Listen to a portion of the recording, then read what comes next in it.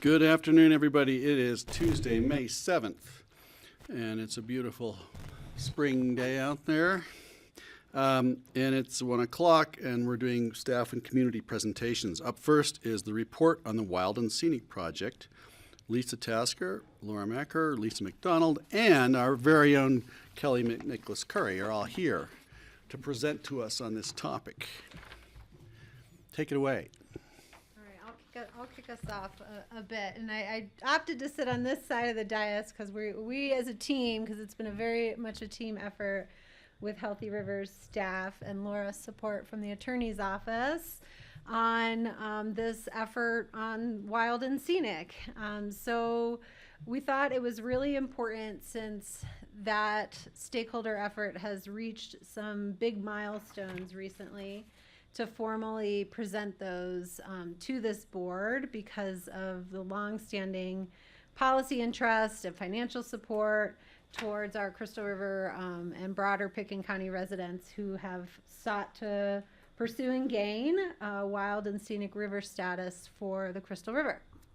So I'll just do a little bit of background info and kind of bring us up to speed where we're at now and how we anticipate the probably coming months and year to look, and we'll kind of tag team this, but I'll summarize a bit. So as you probably all remember, we had some of our citizens who have long worked on water protection and river protection of the Crystal River come to us several years ago and ask our board to kind of reinvigorate our Pickens County's commitment and activity towards pursuing wild and scenic river designation.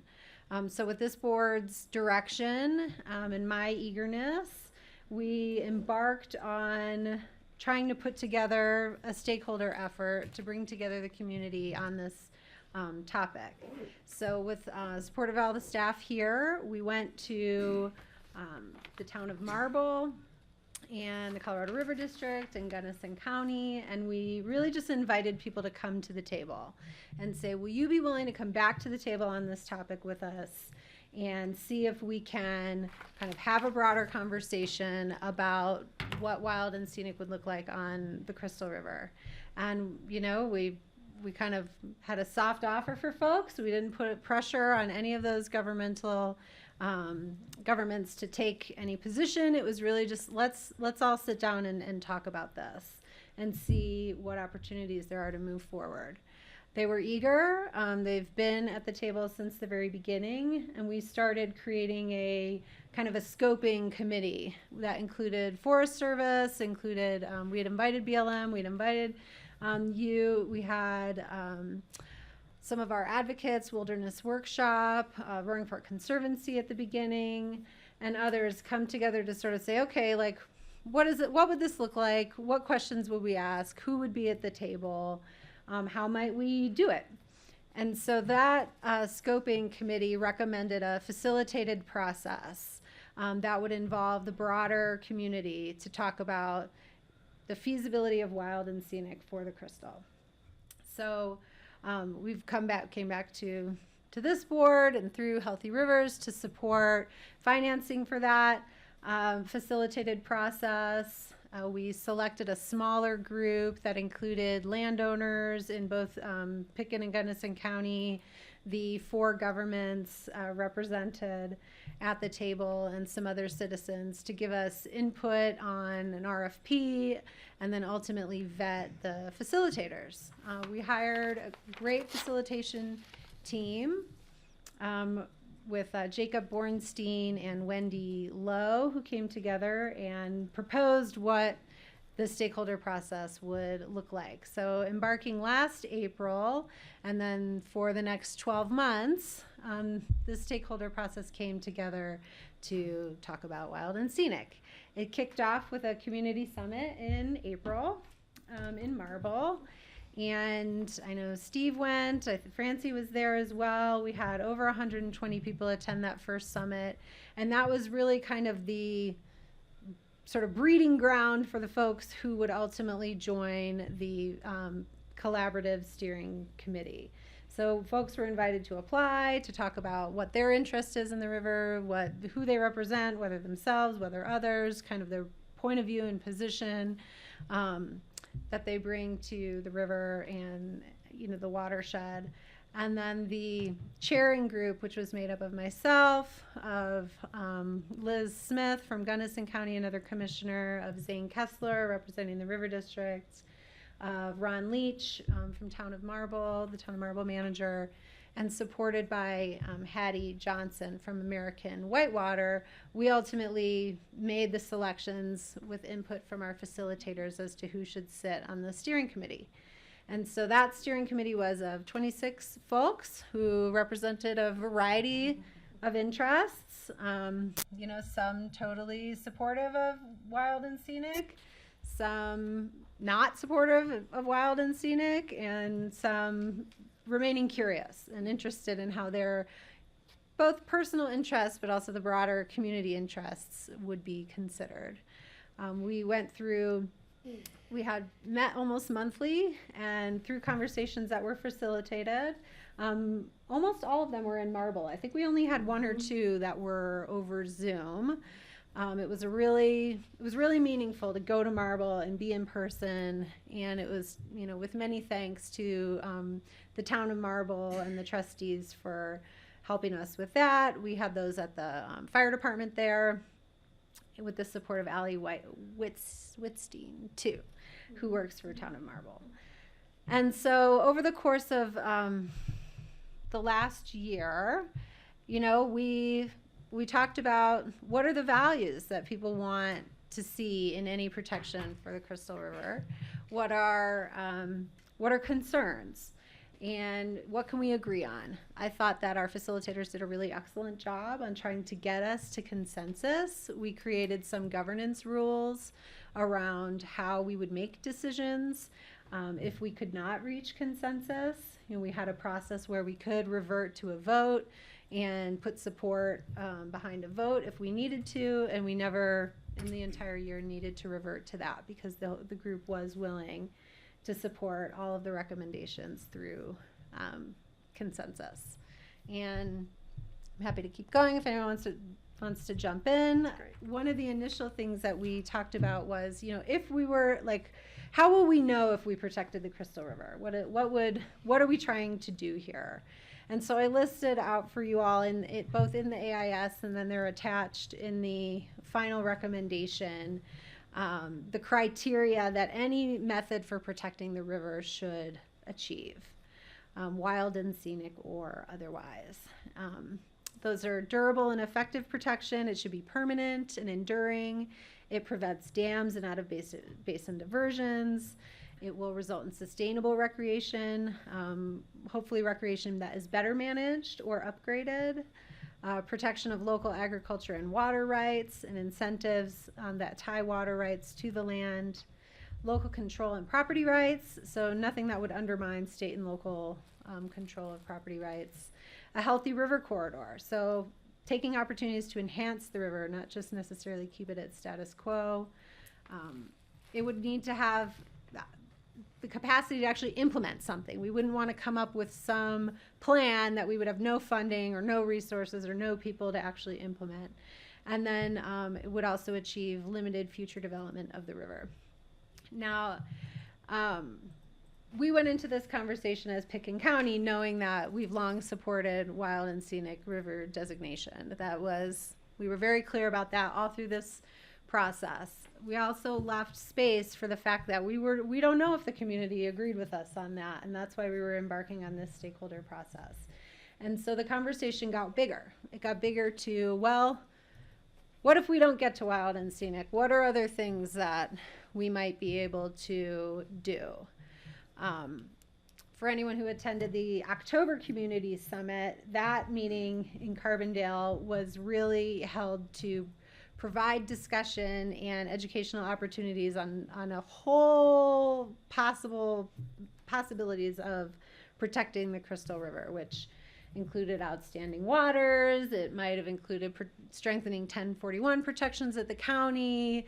It could have included a special recreation management area.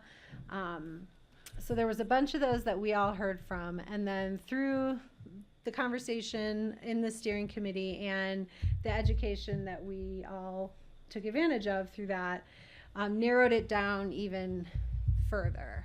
And so the final recommendation, really took some things off the table. We said, you know what, these are not going to be the best. Some of these things may happen in parallel, like we'll hear later with the outstanding waters designation. And some of these things are really like going to stand on their own, and we want to continue focus on. And so that's where the three main recommendations come. And again, if you had a chance to really look at the recommendation, it's addressed to the governmental entities, so to us, to the Board of County Commissioners, saying we encourage you to pursue these three methods for protecting the Crystal River. One of them is pursuing an intergovernmental agreement. Another is pursuing a peaking in-stream flow water right through the CWCB. And the third is, the third but not last, third definitely first, is, get to the work of putting together what the framework for a wild and scenic bill on the Crystal looks like. And to me, that is, I think, one of the most compelling recommendation in here, given Pitkin County's longstanding commitment to this issue. Because it's really the first time where the community came together in consensus to say we should pursue wild and scenic river designation on the Crystal from a broad variety of voices. So let me see if anybody has questions, or Steve. Kelly, on the peaking in-stream flow, is that like a tiered thing where during the high water the minimum stream flow would be higher? As the river goes down during the summer, then the minimum stream flow would be lower, lower on different tiers, like is in place on Snowmass Creek, actually. Is that the concept? So I'm actually going to let Lisa Tasker answer, so I don't have to talk the whole time. I think any of us could answer this, but she's an expert in this, so I'll let Lisa take that. I might have Laura for backup here, but it's kind of a very new concept with CWCB, and it's looking at all of the unallocated water on the river, which happens to mostly be during the peak of the hydrograph, the peaking flows. And this committee actually has a CWCB person that is coming to our meetings and advising us, and she's not really excited about calling it peaking in-stream flow. But that is what the idea is, and it is an in-stream flow right. And I think we're just exploring, this committee is exploring, anything that's available as far as an in-stream flow rate is concerned. And it may end up being something that's tiered like you're talking about, which is also at the Basalt Whitewater Park too. They have that kind of a tiered approach. But so it's an unknown at this point, basically. But yes, what it really is looking at is all of the unallocated water. And it's been done on some tributaries to the Gunnison. This has actually happened, so smaller tributaries. So that's a whole different animal than obviously this larger river. So we're going into uncharted territory, which I think will be interesting for the rest of the state to kind of follow and see what happens, honestly. So are these subcommittees just starting work now, basically? Mm-hmm. They are, yeah. They've met twice. I think each committee has met twice now since the end of March and then the end of April. Yeah, and Steve, to tack on to that, I mean, I think the desire really is to provide some sort of protection for that early season flow. Exactly what that looks like and the legal mechanisms to effectuate that, I think those are a bit undefined, which is what Lisa was mentioning. Is there a legal basis upon which to do so? Do we meet that legal basis? How do we demonstrate that? I think those are the things that the committee is trying to sort of delve into and see, is this realistic or is it not realistic as a protection as well? Because I don't think that has been determined yet. Exactly, yeah. And the other issue is if there is a dam on the Crystal River, they would be taking those unallocated flows during, high flow season. If something like that was to be proposed and happened. So I think that's also part of the logic and looking at a peaking in-stream flow water right. And I would offer, I think, maybe two more things. That this is something. So there's a process on Deep Creek, which is also pursuing a wild and scenic designation, and this is one of the tools that they had envisioned. And so I think this was a little bit inspired from some of those conversations over there. They have they're very different ecology and politics and everything, but that potentially that this is where this tool was kind of inspired from. And I would also say one of the significant elements of the conversation around the wild and scenic river designation has been the federal water right that comes with a wild and scenic river designation. That has been one of the sticking points politically, which, frankly, some of the major water rights attorneys around the table have said this is why there's no wild and scenic rivers in Colorado.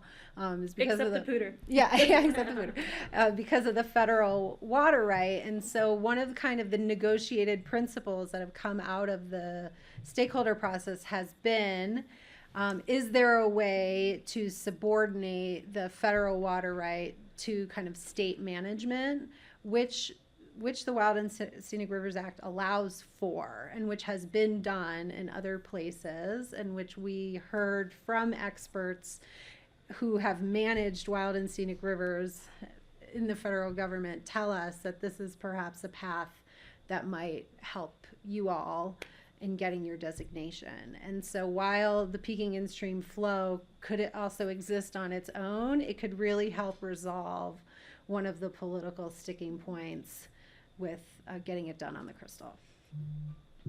Great, thanks. Did you have a question, Patty, or a comment? Well, yeah, I do. Is an IGA required? Is an IGA required as part of scenic designation? No. No. Then why are we doing it? So it was one of the proposals by the stakeholder group, really to look at whether you could contractually come up with something that meets your needs. Can you on the Upper Colorado, for example, there's a contractual agreement that has forestalled any federal action, and one of the early proposals on the Upper Colorado was a wild and scenic designation, for a number of reasons that are substantially different than the Crystal. That did not move forward, but a contractual agreement between a bunch of parties did. And so I think that was probably what drove that as one of the recommendations, to look at that. It was also discussed in the context of what the San Luis Valley is doing with a number of entities in 1041. My guess is that it didn't move forward as a 1041 recommendation because some of the people who were interested in it couldn't be participatory in 1041 because that's county government. So would it be in lieu of or in addition to scenic designation? Yeah, I mean, that's sort of TBD. I have always seen these as a yes and. There's nothing that prevents a contractual agreement and an in-stream flow and wild and scenic. I can tell you probably everybody in the process doesn't see exactly like that, but none of these would prevent wild and scenic. And sometimes when you overlay different protections in different ways, it can fill particular gaps. Well, my concern would be delaying the process even longer to do an IGA and this and that rather than just focus on one or the above. Just a thought. No, and I think that's really fair. I definitely think we always take great effort and in this made sure the language and the recommendation that none of this would undermine wild and scenic, and none of this would be excuse to not pursue wild and scenic. And so right now in this process, all of these committees are meeting separately, but with a parallel path of making recommendations back to the steering committee for the collaborative. over the summer, or to have an update at least over the summer on the work each are pursuing. So they're not being held up with each other. Well, I'm just, would like to see the wild and scenic designation get done. I just don't, it's just sometimes we get in the way of ourselves by having too many issues going on at the same time. So we'll have to see what the groups come back with, but that would be a concern. Yeah, I mean, I have to say, if it were just Pitkin County, I think we would try and move forward with just wild and scenic, right? But that we're not the only ones at the table, and so trying to listen to everybody else there to see if there's a way we can address these concerns without foreclosing wild and scenic has been one of the sort of approaches that has been taken for political expediency, right? Like, if you don't have someone at the table and they come in on the back end and say, hey, nobody listened to me, hey, nobody even, I raised these concerns, that you can end up with a slower process later. So I think trying to engage with everybody who is willing to be engaged with, which is always, as you guys know, an open question. Is there such a thing as political expediency? We are talking about the feds, so I'll leave that to you to That's a decide. bigger question to be answered at a different time. I take a little bit of the opposite side of the coin on it too, of like, there is also value in demonstrating, like, look, we achieved all of these things, and wild and scenic will only reinforce that. It's not. Yeah, but I can understand that, but the concern would be then they'll say, why do you need to do it if you've already done the other two? And I myself would rather see the wild and scenic, because I think that makes a bigger difference. I have a question for Laura. How precise do we need to be with the recommendations? I'm looking down the list of recommendations, and the second one is prevents dams and out-of-basin diversions. No jurisdiction, entity, or person could build an on-channel dam or out-of-basin diversion. It sounds pretty comprehensive. So, a beaver walks in and decides to build a dam. Is it a person or is Well, it a thing? is it an entity? Yeah. Well, so that's the interesting thing. These were actually the recommendations made by the stakeholder group, and they don't deal with some of those because, for example, in Colorado, beaver dams are not a legal sort of appropriation of water. And what we're talking about with this is a legal appropriation of water. So beavers can still go out there and dam as they will, and that's not affected by this recommendation. Well, it might not be affected, but this doesn't take away any protections of It does not, a no. wildlife Doesn't preclude situation, the or beavers. doesn't keep them out, or Correct, yes. doesn't Yes. it doesn't give anybody a leg in the door to go in and remove a dam, for instance. No, correct. And Okay. I think we're actually pretty hopeful that beavers are out there doing their good work, as you guys have talked about a lot lately. Our fates hang on the beavers doing the right thing. In the headwaters, maybe, yeah. Okay, thank you. Yeah. Well, if anything, I mean, I think it's very intense, it's very in-depth, there's so many issues that keep coming up and so many different parties that keep wanting to be at the table. I think supporting this financial would come out of Healthy Rivers and Stream Fund. Yeah. I think it's minimal to have this moving forward, so. Agree. So the questions are, do we have any other questions? Do we support the continued involvement? Why don't we just get a thumbs up on that? Are we feeling pretty good about continued involvement? Keep it going? Yeah. That's a yeah, Absolutely. and absolutely, and Enthusiastic. Yeah, I think I pretty Yeah. much already said that. I don't know if we can ask Kelly since she's on that side of the oh table. no, she's recused herself. She can't give herself direction, but maybe she can, I don't know. I wanted to be clear about my bias. So you have a yes on that. We should stay involved, and I support Commissioner Curry being our board liaison. Done a great job so far. Do we have any other input for subcommittee work? I also want to thank Francie's taken along a lot of Francie's this, been there. too, I going know you've been meetings, going to and- the meetings. Steve has gone Yeah. to some as well. And then I think the allocation of funds coming from, does that have to come through any process, or we can just? It's already earmarked. That's what I It's already there, right? If I could, since you're all here, this came up earlier. I have what I'm going to consider the 5-alarm fire which is the Upper Roaring Fork, the Ruby Mine, the toxic concentrations of water in the Upper Roaring Fork, the threat that the Roaring Fork seems to be under continuously from Trans Mountain diversions, which are only growing, and then possible changes in the way the cameo call works, those sort of questions. And we all know about these things. I'm thinking Healthy Rivers could be deeply involved, and I would love to make sure if the direction isn't there already, that this would be a priority right up there with Wild and Scenic for the Crystal. Both rivers are super important to us.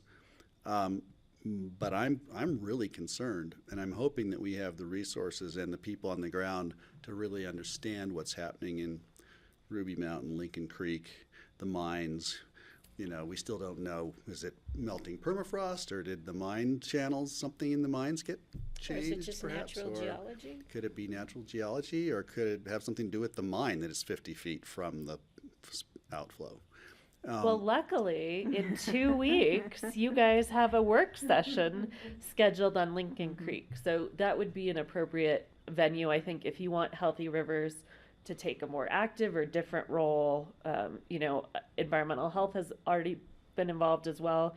It might be a good, I'm not speaking as Healthy Rivers staff, I'm speaking as the attorney's office, just to clarify, to direct staff how you want to approach this and what your substantive Well, I see an concerns are. opportunity here, personally speaking, that, one, we have the resources through Healthy Rivers to actually, if we need to engage a study or an engineer or a consultant on mitigation or a mining engineer to go and try to figure out what's going on up there, or a geologist, Or a we could do Superfund that. designation?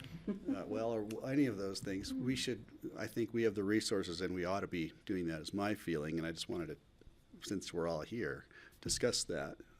Well, we're gonna discuss it in 2 weeks on a work That's session. not soon enough, Patty. Well, I would say that at the meeting that I went to, it was clear that there had been a lot of work done up there to ascertain exactly what is happening. And there will And be. that they have a pretty damn good understanding of what is happening. And so now the question is, what do we do about it, not what's happening? That's my Right, understanding. and what to do about it. Thank you. And they're gonna present that to us in 2 weeks at a work session. Now, is the committee also, are all the people that ought to be stakeholders there, is Independence Pass Foundation and Roaring Fork Conservancy and whomever else? You I have the can tell list. you they're all participatory. I called this previously a coalition of the willing, and that's who it continues to be. I think that every one of those entities has their own direction and things they're particularly concerned about. So, you may see CPW coming forward with a monitoring plan because they're looking at, fish. That might be different than a monitoring plan that Roaring Fork Conservancy is looking at. I think we're trying to facilitate having those discussions so you aren't seeing a lot of overlapping resources when Great. you're dealing with a big problem. So I think that venue is there, but when you have different agencies tasked with different responsibilities and direction, you may get people doing slightly different things than, Sure. you might want. No, then the Healthy Rivers role becomes more of an organizational and coordinating role, which I think is great. Anyway, I didn't want to just steer us away from Wild and Scenic. I apologize, but that was just on my mind and had to ask what was going on there. But I think it's a priority, and if it seems like something's not happening and should be, let us know. Yeah, there's quite a bit going on in regards to that, and I know Kurt Dahl and myself are really excited to come and talk to you guys and fill you in on sort of what all of these entities are doing and how they're trying to work together and how we're all trying to herd the cats. But yeah, I think there's some real positive things that are happening. Great, glad to hear it. So Thank you. just to wrap up a little bit more on this, I do just want to point out, like, of the 3 committees, the next sort of phases for the subcommittee work is to come back with clearer recommendations to the bigger steering committee for the Wild and Scenic Feasibility Collaborative, hopefully over the summer. And it is likely that those recommendations will then, if approved by the steering committee, come from the steering committee back out to different decision-making groups. So, for example, the intergovernmental agreement would likely come to Pitkin, Gunnison, Marble, River District, perhaps West Divide as well. The Peking Instro subcommittee would likely go to the CWCB, and then the Wild and Scenic bill would go to our congressional delegation. So I just want to sort of parse that out, because right now the final recommendation was made to our local governments on pursuing the work of these subcommittees. The next phase will be to sort of who the actual decision makers are for those individual topics. So I wanted to be really clear about that. And you know, I know all this work can sometimes feel really slow, but I think that we've been really, really deliberate and thoughtful over the course of the last year in trying to move the feasibility collaborative's recommendation forward.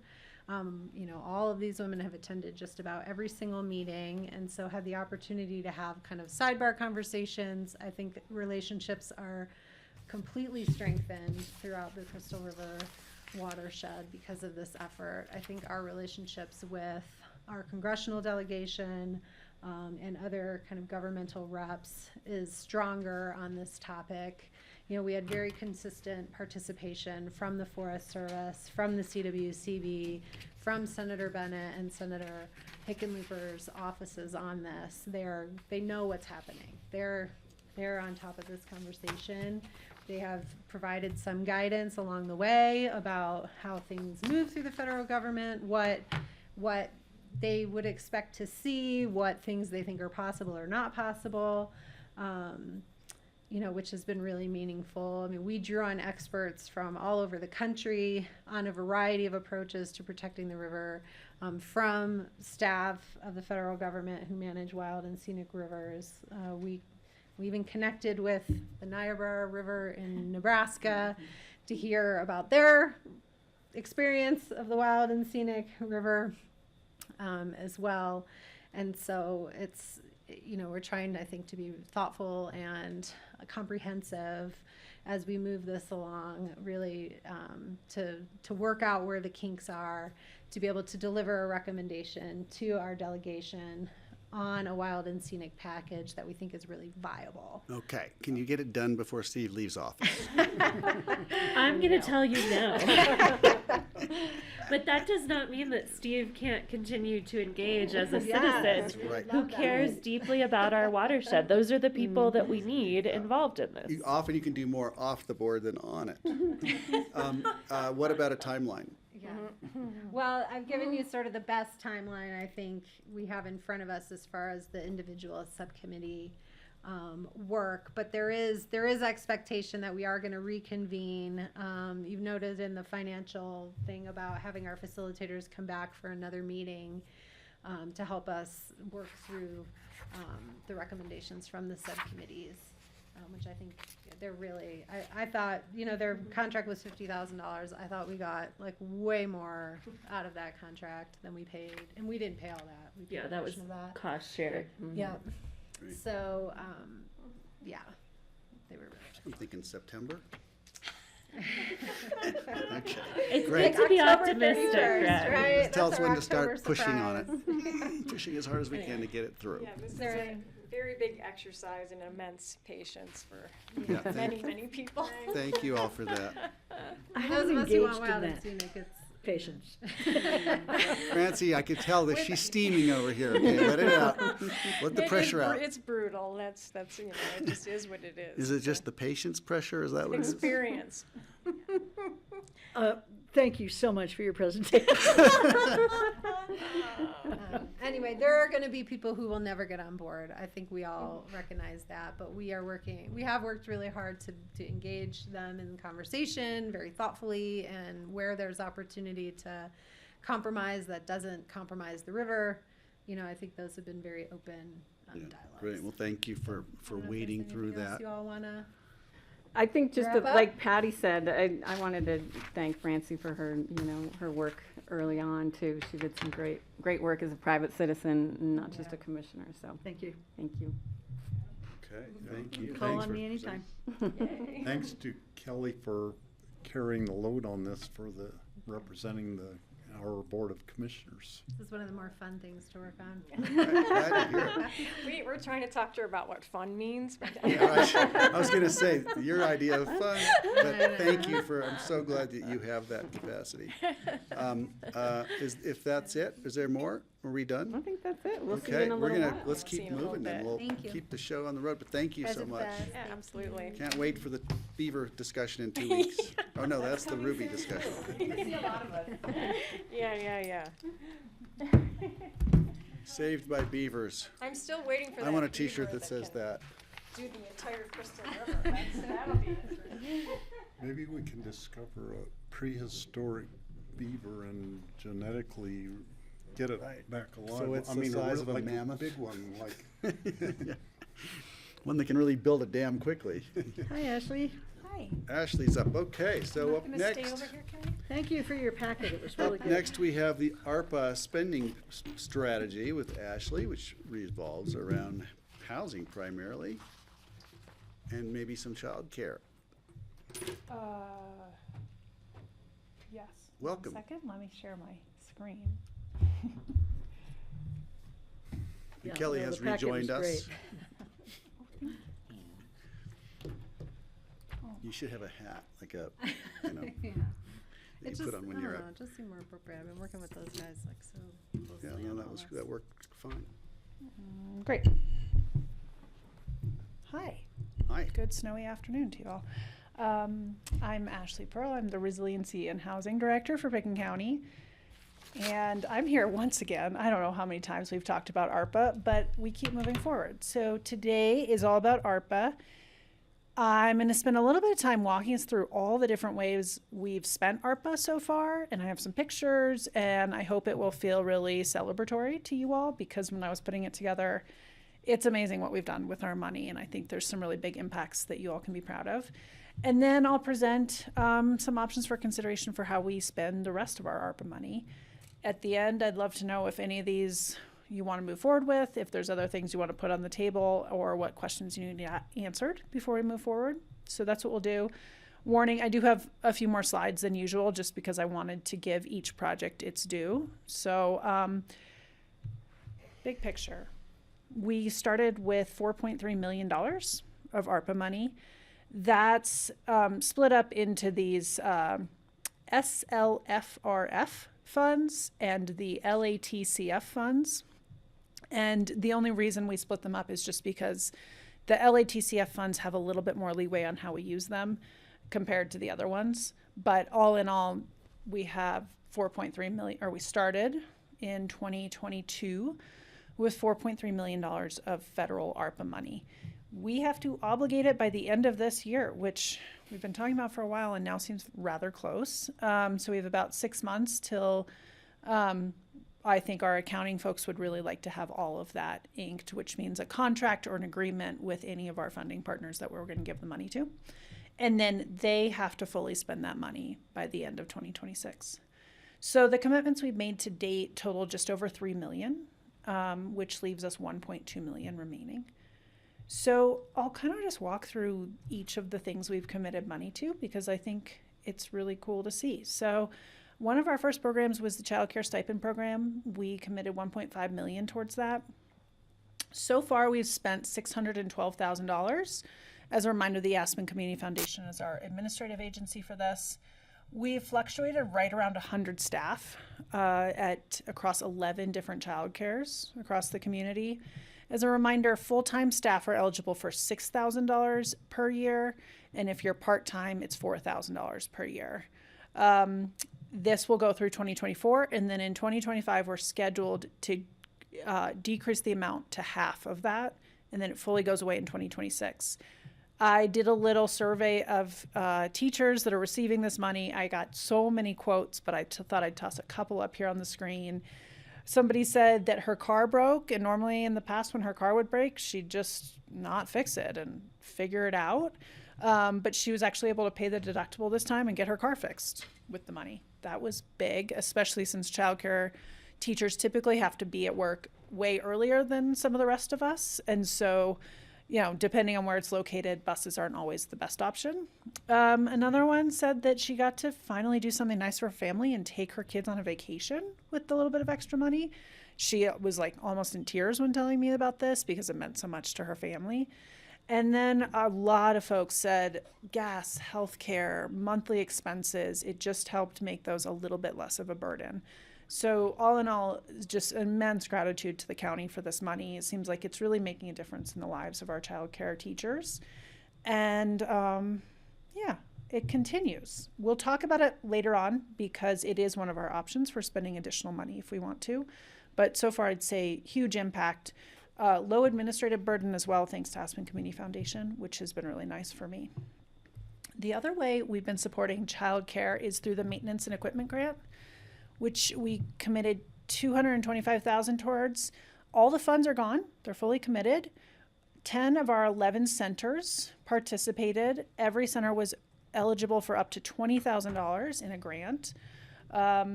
Most folks got almost all the money. It went towards doors and floors, fencing, equipment, playground improvements, appliances. Somebody got a water heater, roofing repair, bus upgrades, shade structures, general supplies for the classroom. It was truly used as we intended it to be, which was deferred costs through COVID that childcare centers just didn't have the money to address, and things that really set them up for the future for either their building or their program to be a bit more sustainable.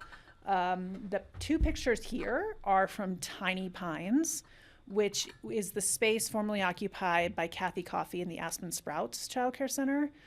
Because of our money, the operator of Woody Creek Kids and Little Red Schoolhouse was able to get into the Aspen Sprout space, put in new flooring, a new fence, get everything up to licensed standards, and was able to turn that center keep it as a center. I don't know how many students she's serving right now, but I know she's running a summer camp for over 30 kids. And at one point we thought that center would go away entirely and all those spots would go away. Can I just, is there a reason that screen's not on? We've been having glitches on it all day. We have an issue with the screen now in here? I didn't notice it. That's a new one. We just keep throwing a new curve at us. Okay. This one is on there. Yeah, that one's Yeah, on. but- Yeah, they're on. No, but I just turned around to look at that one because it's okay. Is it going to be on for tomorrow? Just, I'm sorry to interrupt you, but We don't know. We'll find out. But they're on it. Thank you. Yeah, This is really cool, Sorry. and that's at the ABC. that's at the ABC. it So looks great. Yeah, it was great. And when Christina heard that she might be able to buy the place, she called me and she said, I can't make these improvements. Does the county have anything? And I was able to say, yeah, That's we have great. up to $20,000. And she said, okay, I can sign this contract and take this over and commit to running it as a childcare center. It looks great. Yeah. Too. Just the pictures look It nice. does look great. Yeah, my kiddo gets to go there this summer for camp, Excellent. so I'll report back. That flooring is much improved. It looks Oh, great. yes. Yeah. We won't talk Perfect. about what was there. Another way we supported the child care landscape was through $150,000 of ARPA money plus $100,000 of general fund money towards the new Stotts Mill Child Care Center.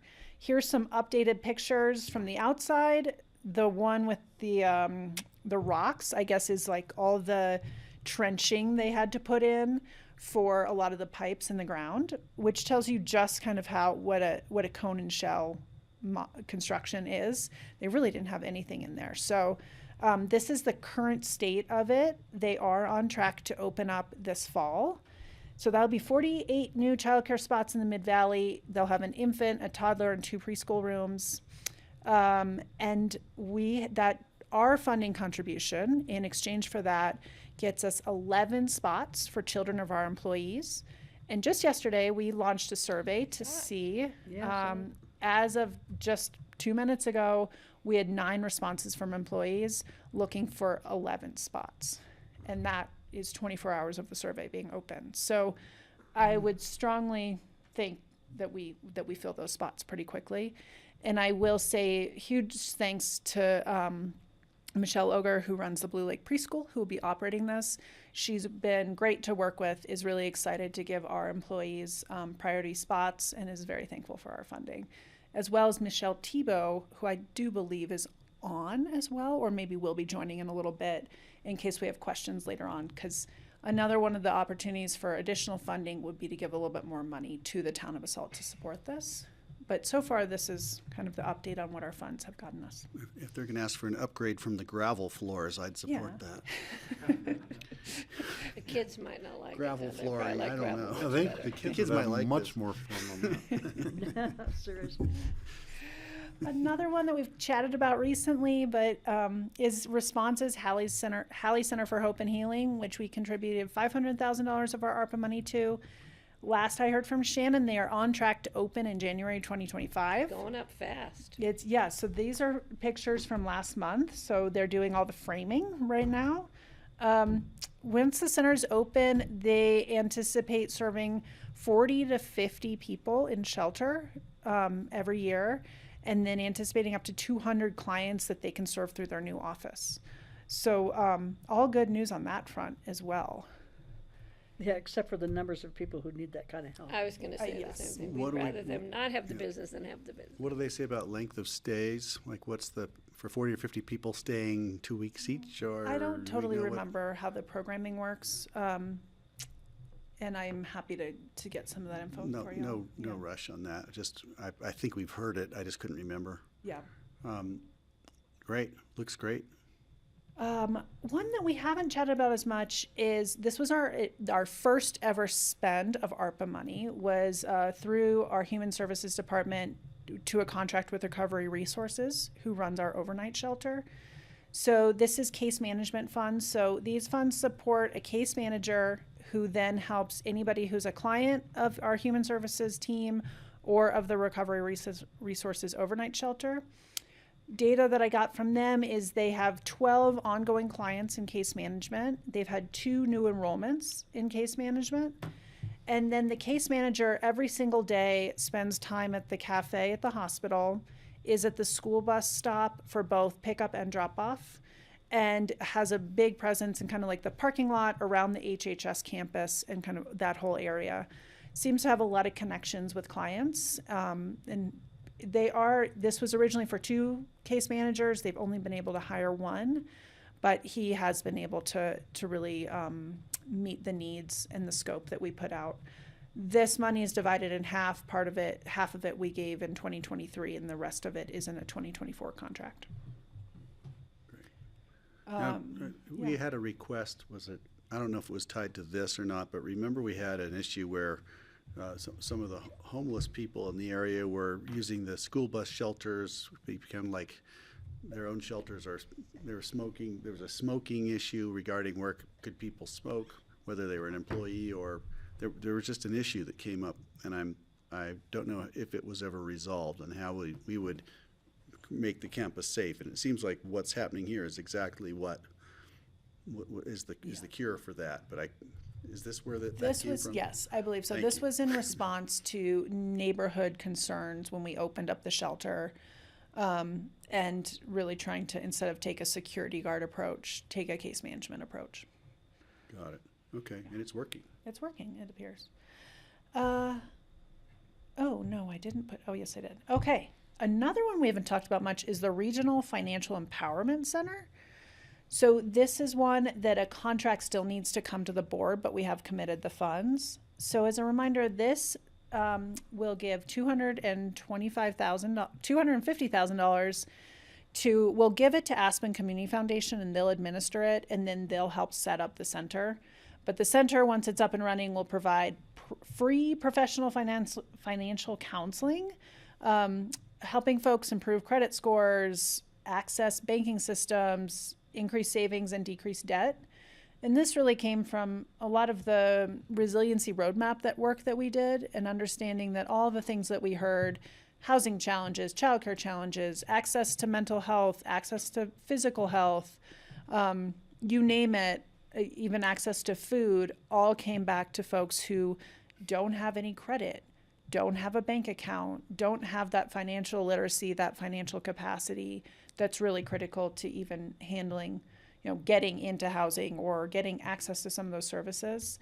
So it took a little while, but I think once this is up and running, we'll be able to provide some really needed like foundational support so that some of our other programs are more accessible to those folks.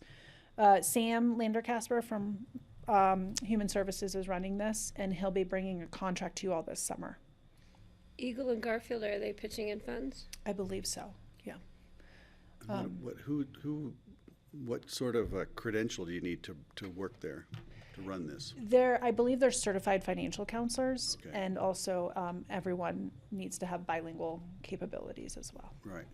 Great. This is really great. Yeah, more to come on this summer, but we've been holding money for it for about a year, so I hope that included they're, it. like, is there an actual edifice somewhere where this office is located, or is it a center, or an actual I think place? it was Garfield County-ish, Or is it wasn't a- it? I believe so, but I'm not sure, Greg. We'll have to have Sam. Yeah, it might have a couple touchdown spaces to serve the I full don't think it's region. got a main location, though. Yeah, I was going to suggest we ask I think it's English in Garfield. Action to incorporate them into their new building they're building. Did you have a question? No, I have an itchy eye. Oh. more to You'd come like from me to Sam, and inquire? we'll make sure he has answers to those questions. Great, Yeah. thank you. Okay. So that is where we've put our just over $3 million of commitments to date. Any questions before I move on to looking to the future? Francie? I don't have a question. I just want to thank you and other staff who brought these projects to our attention so that we could take action on them. That was the hard work, is going out and figuring out what to do with this money. And so I just wanted to thank you and the really good work that was involved and the strong recommendations that were made. Thank you, Francie. That means a lot. It's really cool to see it all up here, but we had to pick through some options, as I will share now, because it's not super clear on how we use the rest, because it gets trickier as we go. So we have 1.2 million remaining. 570,000 of that is the more restricted SLFRF funds. 719,000 of that is the more flexible LATCF funds. When I've brought opportunities forward to you, I've always, made sure they are allowable uses of the funds. Always looking at, is this a community need or a community challenge that we're impacting? We want to make sure we have the biggest impact we can. Making sure that no one else is doing the same thing or that it's misaligned with what's going on with our partners. We've tried to stay out of creating some sort of cliff effect or funding something that doesn't have an ongoing operation. So appropriate use of one-time funds, and then trying to keep the administrative burden low so that we're not creating whole new departments that exist just because of ARPA programming. So with all of that in mind, we met end of last year and really focused. I presented to you all. You gave us the direction to really look into how we could use the remaining funds on housing. What I will say is the ARPA guidelines on how you can use money specifically for housing are very, very tricky. The income guidelines are very low, in some cases 60% AMI or less. And if you're using it on housing, it has to go specifically to the housing unit, so it can't go towards like planning for the unit or any sort of partnership that then ends in the unit. It has to go towards either the purchase or the creation of a unit. And then you have to guarantee that it will be used for that income level forever.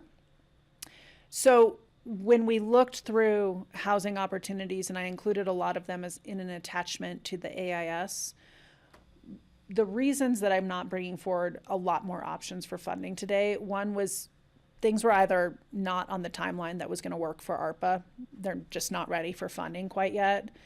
Especially a lot of programs are still in the planning stages, which planning is not an eligible use for how we spend ARPA. It has to go towards the actual construction of something or implementation of something. And then housing projects specifically are just really tricky. We have to make sure it's a population that was directly impacted by COVID, according to the federal guidelines. There's income limits and there's this direct impact. So it has to go directly to the housing unit, not to kind of tangentially related things. So the catch here is that this is for the SLFR funds. The LATCF funds you can use on housing because they're less stringent. So that's why some of what I'm proposing does have housing, but it's only using the LATCF funds. Everything else needs to be more in alignment with the guidelines. So we have 1.2 remaining. I put 4 options forward for you today. They total 1.1 million, which would leave us 95,000 remaining, which we can chat about as, you know, we still have 7 months till we have to commit it. So I know, I'm looking at you, John, Something I will know that come we up. have some more like one-time emergency use things, especially around supporting our homeless population and things like that, that we could put in here. I wanted to talk about large numbers today just to give you a sense of the opportunities that still remain. So I'll walk through each of the 4 of these in more detail, and then we can chat about these and other things that might be on your mind. So you have heard from the West Mountain Regional Housing Coalition a couple times now, and they are due back at a work session on May 21st to talk about their buy-down program. So in February of this year, the board expressed interest in funding the buy-down program for a total of $2 million.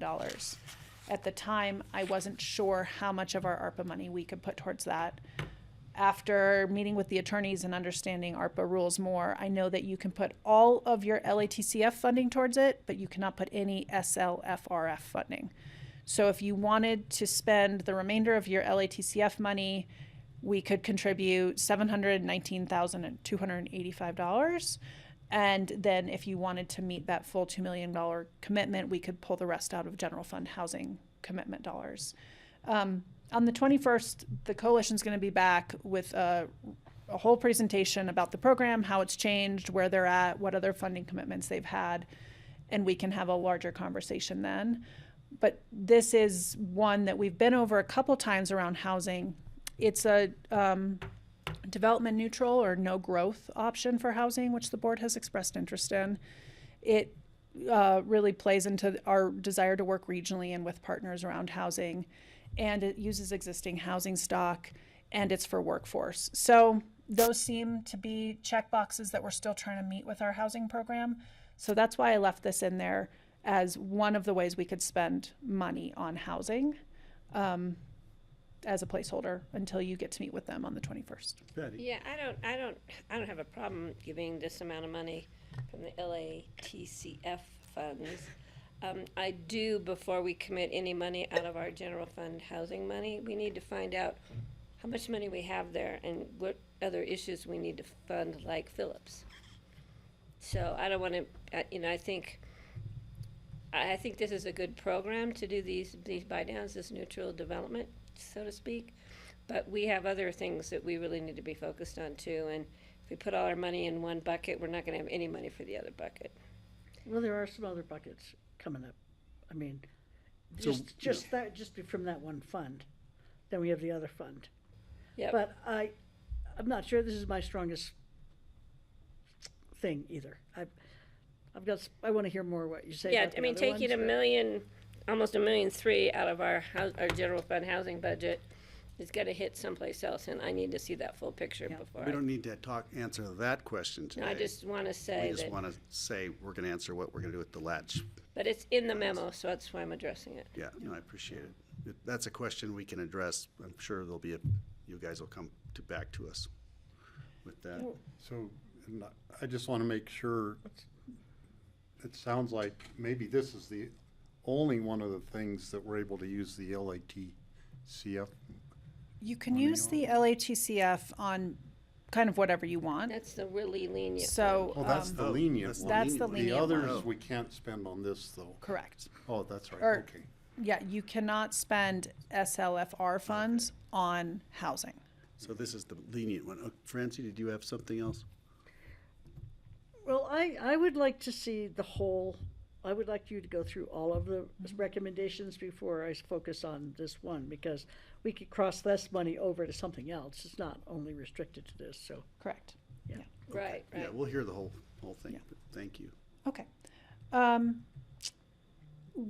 I presented to you on this last month with Lindsay Maish, we posted an RFP on Monday, looking for a consultant to provide some strategic support to the county around homelessness planning, both in the short term, what can we do immediately to help the increasing numbers of people we're seeing who are either housing unstable, so we know they're very close to losing their housing, or we know they are unhoused, and what services can we ramp up, what can we do immediately, as well as what's our long-term plan.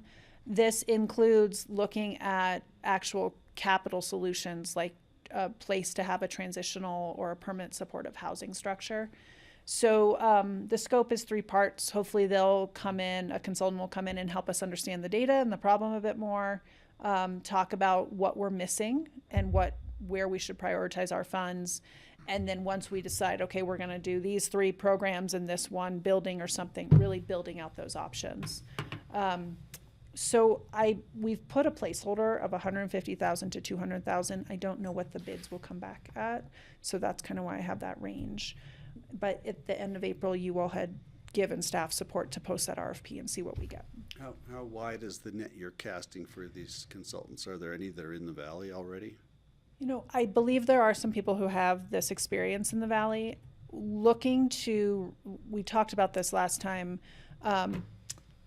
looking to really get people who don't just know the technical solutions, but have that bigger picture of how do the solutions work together, as well as understanding that we're so accustomed right now to dealing with a very specific unhoused population, but recognizing that with the influx of migrants and refugees, there's a very different set of needs out there that we're not as familiar with. So I'm hoping to get somebody who knows how to kind of understand the nuances of, it's not just the unhoused population. There's a lot of different needs embedded in that. So I'm hoping maybe there's someone in the region, or we get some outside expertise that has a little bit more familiarity with that.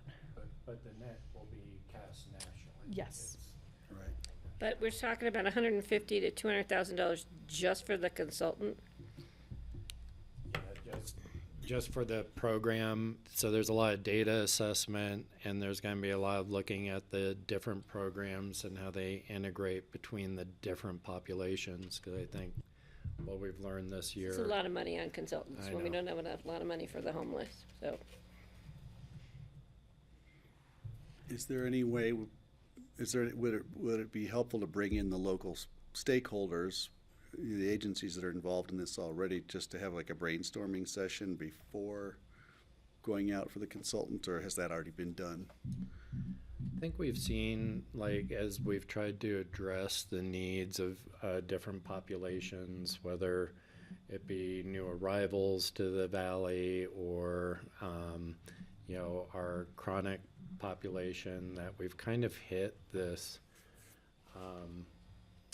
We've had a lot of successes already, but we've certainly hit kind of a plateau of where our local both capacity and I think programming knowledge knows how to kind of deal with it and coordinate, and that's why we're now taking this step.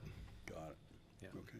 And we just have an RFP out right now, which closes at the end of the month. So it'll be interesting to see what we get back as well. It may not be this high. There may be opportunities to get some of this done more in-house and with partners. If we don't fund this out of ARPA, then the other place we would pull it from is our general fund housing. If we Line choose to item. fund it at all. If you choose to fund it, yeah. Right. Those are the 2 options for funding, yeah. Great, thank you. 3 options. Other Don't fund it questions at or all or fund keep it from one of moving? these other 2 sources. Let's move on. I kind of previewed this last time we heard about the Stotts Mill Child Care Center, but the town of Basalt is constructing the center. They have a funding gap of $201,000. You can see their funding stack there. They did get a grant from DOLA to fund the majority of the construction. We put in a grant match, Town of Basalt put in a grant match, and then they did just get a grant from CORE for some of their heating systems. So they have put forward a request, and I included their memo attached to the AIS, that they would love Picken County's help in filling that funding gap. We don't have official word on this, but I do suspect that if we wanted to fund them at a higher amount, we could also exact a few more childcare spots for our employees if we wanted to. Or we could just have it be a community benefit if you did want to fund it. But that is the request from Town of Basalt going towards the Stotts Mill Child Care Eagle Facility. County's participation? The Eagle County is not, so the way that the town of Basalt applied for the grant, the $800,000 is for an employer-based child care center. And so they've only reached out to us as the other employer that gets to put our employees in. So Eagle County declined to have spots because as an employer who's based on the other side of the mountains, they didn't feel that they would be able to justify have employees being able to put their spots in. That Town of seems a Basalt- little weird. There's a lot of people who We've got live employees over in, here. Yeah, There's I think sheriff's Eagle County, officers, part of there's the people valley, that, yeah. live and work here. I Yeah. mean, and they're really close to that childcare And they center. have kids. Don't work for Eagle County. Right? That's Would the this, distinction. They have to work There are specifically some for that Eagle work for County. What? If we put You have to work for it. 200,000 into this, would that give us a greater allotment? Well, of that's what she's number of saying, but slots? that, I believe that we could have that discussion with Town of Basalt and with Blue Lake. I don't have a guarantee that it would, but I'm sure we could talk about it. They have also reached out to other employers in the valley. I think there's a hesitation to make this, of the 48 spots, Blue Lake would still like to have some be community spots. And so with us plus Town of Basalt taking up, let's say 15 spots, we still have a fair amount for community spots. So I think they're just trying to balance how they get money and then turn over spots to employers versus how they keep some of them open for community spots. And this is a big trial. We don't have any other employer-based childcares in the valley. So our term with the Town of Basalt is for 5 years for this agreement. It's not in perpetuity, just because we're not really sure how an employer-based childcare center really even works. We're still working on all the details. So wait a minute, but do we get our money back in 5 years if we don't want the participation anymore? No, we've already put the money in, Yeah. so in 5 years we may lose our spots.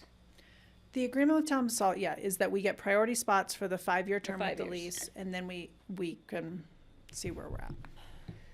Could we use the 200 and ask for an extension beyond 5 years?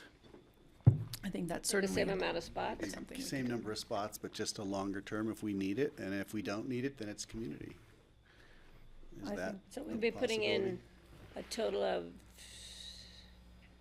how much? 750,000? So we've already put in 250,000. No, 250,000, Yeah. not 500. Well, between core and our 250 and this 200, and we're approaching somewhere in the 500 range almost. If we contributed the 200,000, we would be at 451,000. Yeah.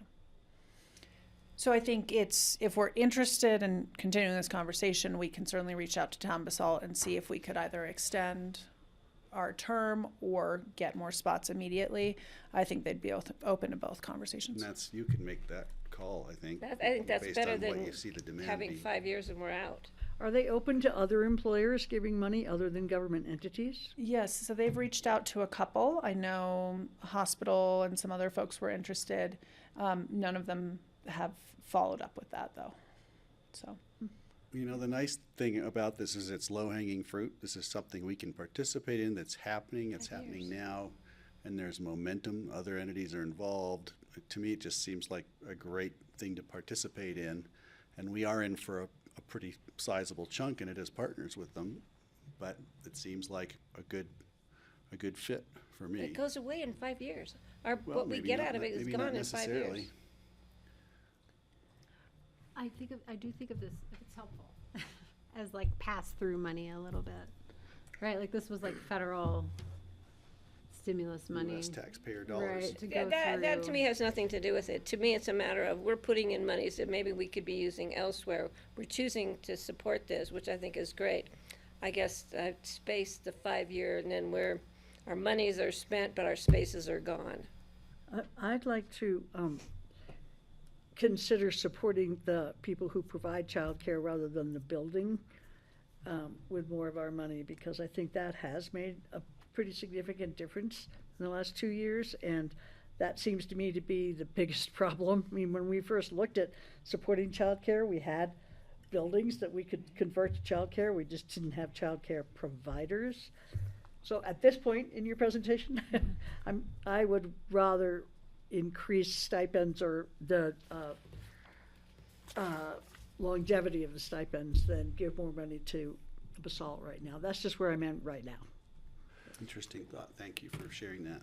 We would probably need to do that out of general fund because we're on a timeline on the, Oh, on ARPA, right. But we just have to have them committed by the end of the year, and then we have another 2 years, right, to actually spend Not it? to spend till 2026. Until the end of 2026. Yeah.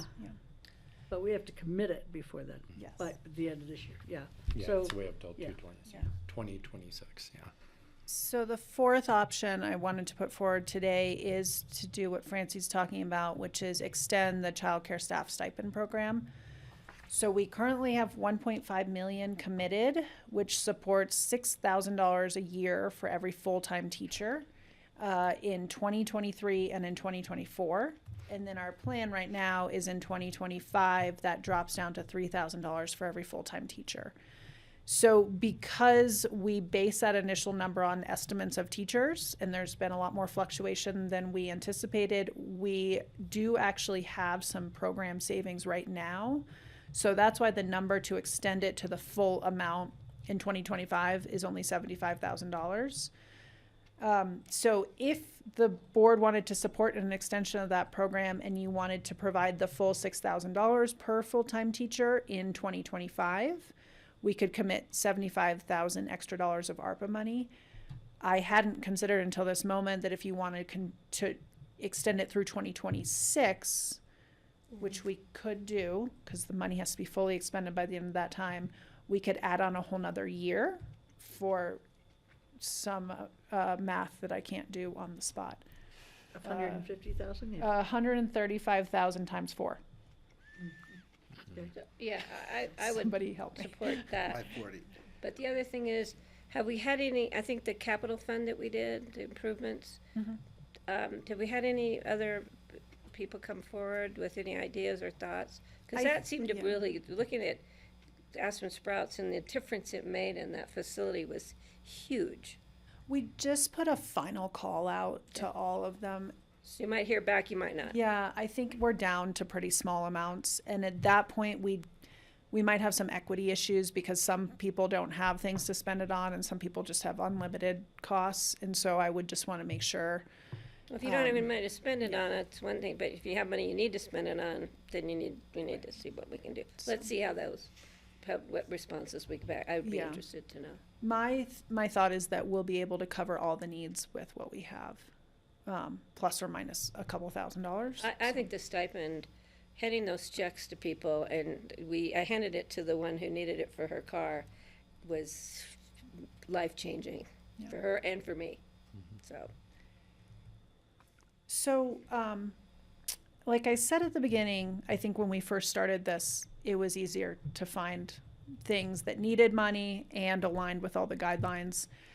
We're getting down to the wire, and I keep drumming up ideas and then running by the attorneys. And, these 4, I feel really confident we could commit ARPA funding towards. There's a number of things listed in your packet that I've looked at a couple different times and just can't quite figure out how to make it work. So the good news is that you could support everything on the screen and still have ARPA money. If we want to extend the staff stipend program through 2020, the end of 2026, you cannot fund everything on the screen, but we can still probably figure out a decent chunk of funding for every single one of them. How with big would that. the dent be if we added that remaining 95 to the childcare stipends? Yeah, I was thinking the same thing. Maybe right now we want to hang on to that in case of an emergency thing that we need. But if it still is unspent, then put it into the stipend program. Well, we have And to- that could extend it for another year. Some more. we have to Half- commit it, half- but it has to be half rate. committed by December 31st of Yeah, we have to do it. 2024. Yeah. Well, I think that's what you were thinking. So at the end of the was year, we hanging decide. on to it until December. We have to, But I'm Commit not it by sure December. about some of the other fundings. I don't know about the rest of the board, but Well, I've thought about this quite a bit since I read your packet. And I feel like if we could take most of the money, except for some more for the childcare staff stipends, and do something really constructive for the homelessness instead of just convening people to talk about homelessness needs, I would like to see something like that, like $1 million to put together something where we can house and take care of homeless and provide resources and do something that actually is going to impact people on a daily basis. That's just where I was thinking over the weekend when I was reading through your suggestions. I mean, I think breaking it up like this is fine, but, you know, and the middle-class housing for West Mountain Regional, I think, is important, but I just think if we took $1 million and applied it towards a really reasonable shelter and resource center for people who are unhoused, we could really make a difference. So how, you're talking spending $1.3 million, the whole amount? No, on we'd keep some aside for the child care stipends, but Okay, I don't so know, around $1 million, I don't know. $1.2 million something, but I don't the know. que- And the I don't question know then if becomes, it's even close to enough money to Right. do something, but maybe if we took some from our housing fund, whatever it's called, to where we have housing money in our thing, and the question I have is how far afield would you be prepared to look, and with an understanding of what can we afford, and how far away do you have to go to be able to afford what we need? And I don't know I if mean, our Farther housing away you budget. go, the le- geographically? The less useful, well, yeah, you're housing not, what are you gonna fund is get for up in the Upper Valley for $1 million? And what are you gonna get in central Utah for $1 million? Not that I'm suggesting that, I'm just saying the farther No, I you get understand what you're away. saying, yeah. And I'm sorry, I can step in when. Well, go ahead and then I'll follow you, John. Yeah, I think the challenge is right now with the state of knowledge where it is permanent supportive housing, which includes both physical location plus the services to support it, is the gap that we believe we have with this current population. And to, you know, that at $1 million, you're going to be lucky to get 1 or 2 units of permanent supportive housing versus the gap being somewhere in the 20 to 25 range that we're finding. And so that's the rub is. Well, I was does it thinking of leverage combining enough? it with some of our housing funds, which, But I don't know if we can use our housing funds, our housing funds. We could use it's on this. the continuum of housing. So two different. So there's a yes and in here. So the dollars that we set aside from the general fund balance for housing, the board has flexibility to Right, spend but the- anywhere on that continuum. Housing impact fees could only be used if the folks being Oh, I rehomed see are what you're saying. within workforce, Yeah. which I think is Yeah. what you're saying. Yeah, I too. was talking Yeah. about the more flexible funds, yeah. Right, right. I mean, we would have to be very creative, obviously, and maybe find out, maybe put it out there that we need land, and maybe somebody would give us some land. I don't know. I mean, or maybe we build on at over by the hospital. There's just got to be something we can do with a couple of $1 million that would help solve this problem. I mean, But there's a time frame that I you. know, Yeah, I know, and so I know. look at all the great projects you came up with that are time framed out of these monies. yeah, because I know that's an issue. We'd have We're to have it. caught. We'd have to have it planned and ready to roll pretty fast. But I don't know. I just think about the efficacy of money, and the greatest needs that we have. I mean, the people obviously with the greatest needs in our vicinity are people who don't have a place to live. Well, so here's hypothetically, say we found affordable units in Elgibel. You know, the Elgibel trailer court, for instance, we could buy $300,000 trailers. The thing is, that's not support, right? That's not. It's just a That's just a, box that's just a, delivered. so it's not the support that we need to provide in order to make a system work, because if, I like the way that you're thinking and you're trying to find a solution, because I'd much rather spend the money on an actual thing or a service than Yeah. a consultant from somewhere. But I get your frustration. I'm just wondering, are there other options we haven't considered, but would we be able to support them? And Ashley has the answers already, I'm sure.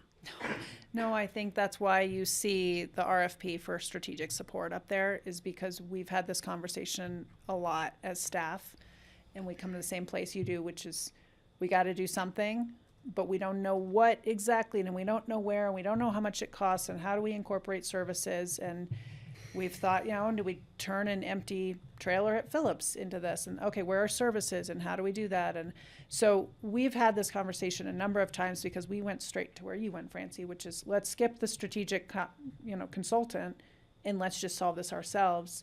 And it really takes, because it's not $1 million, it's $15 million to house 25 currently unhoused people with services. It's a down payment on a bigger thing. And so I we've think, got another, how many people that are trying to find housing that are employed and are technically on the verge of being homeless, that we need to provide $50 million to find housing for them. Yeah. Or to build housing where we have land now and we don't have any money to build.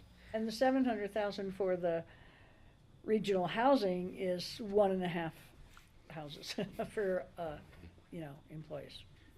Could the housing strategic support include analysis of what we could do regarding relaxing our rules about ADUs and zoning and things that that's bandied around by the state, and we see articles about Are it. you talking to house the homeless?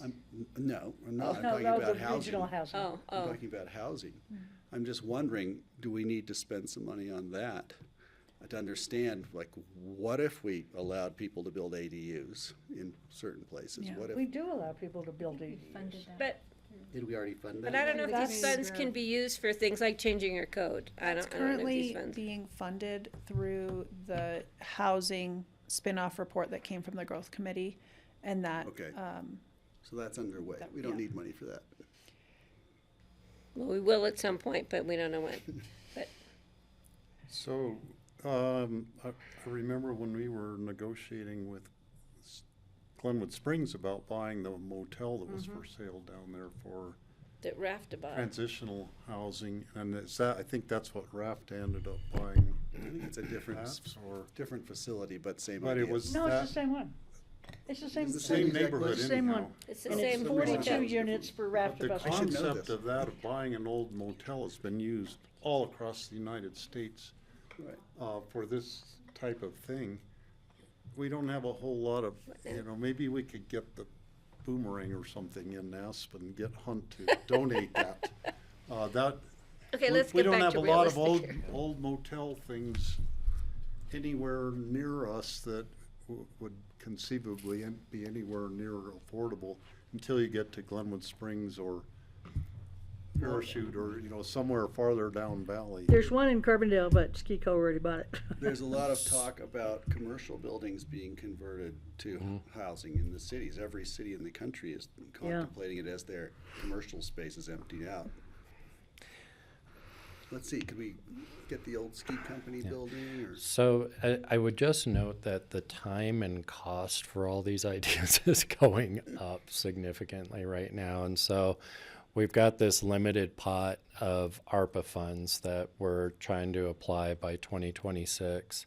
I think one of the challenges, and I appreciate, because we are struggling with how to serve our unhoused population for sure. One of the challenges, I think the bigger challenge of getting a project over the hump is where it's going to be. And then the financing is actually the second challenge. And so I think if we're looking at applying dollars towards a physical plant, you all need to be thinking it's probably going to take some time just to find potential locations. But the bigger conversation is going to be that negotiation with the neighborhood, whether it's in a commercial area or residential area, that allows placement of homeless services. It takes a lot of education, it takes a lot of reassurance, it takes a lot of program building. And I know in our community, because of the level of public input that we want to get on all of these issues and the compromises that we want to build, I don't feel confident telling you as staff that we can deliver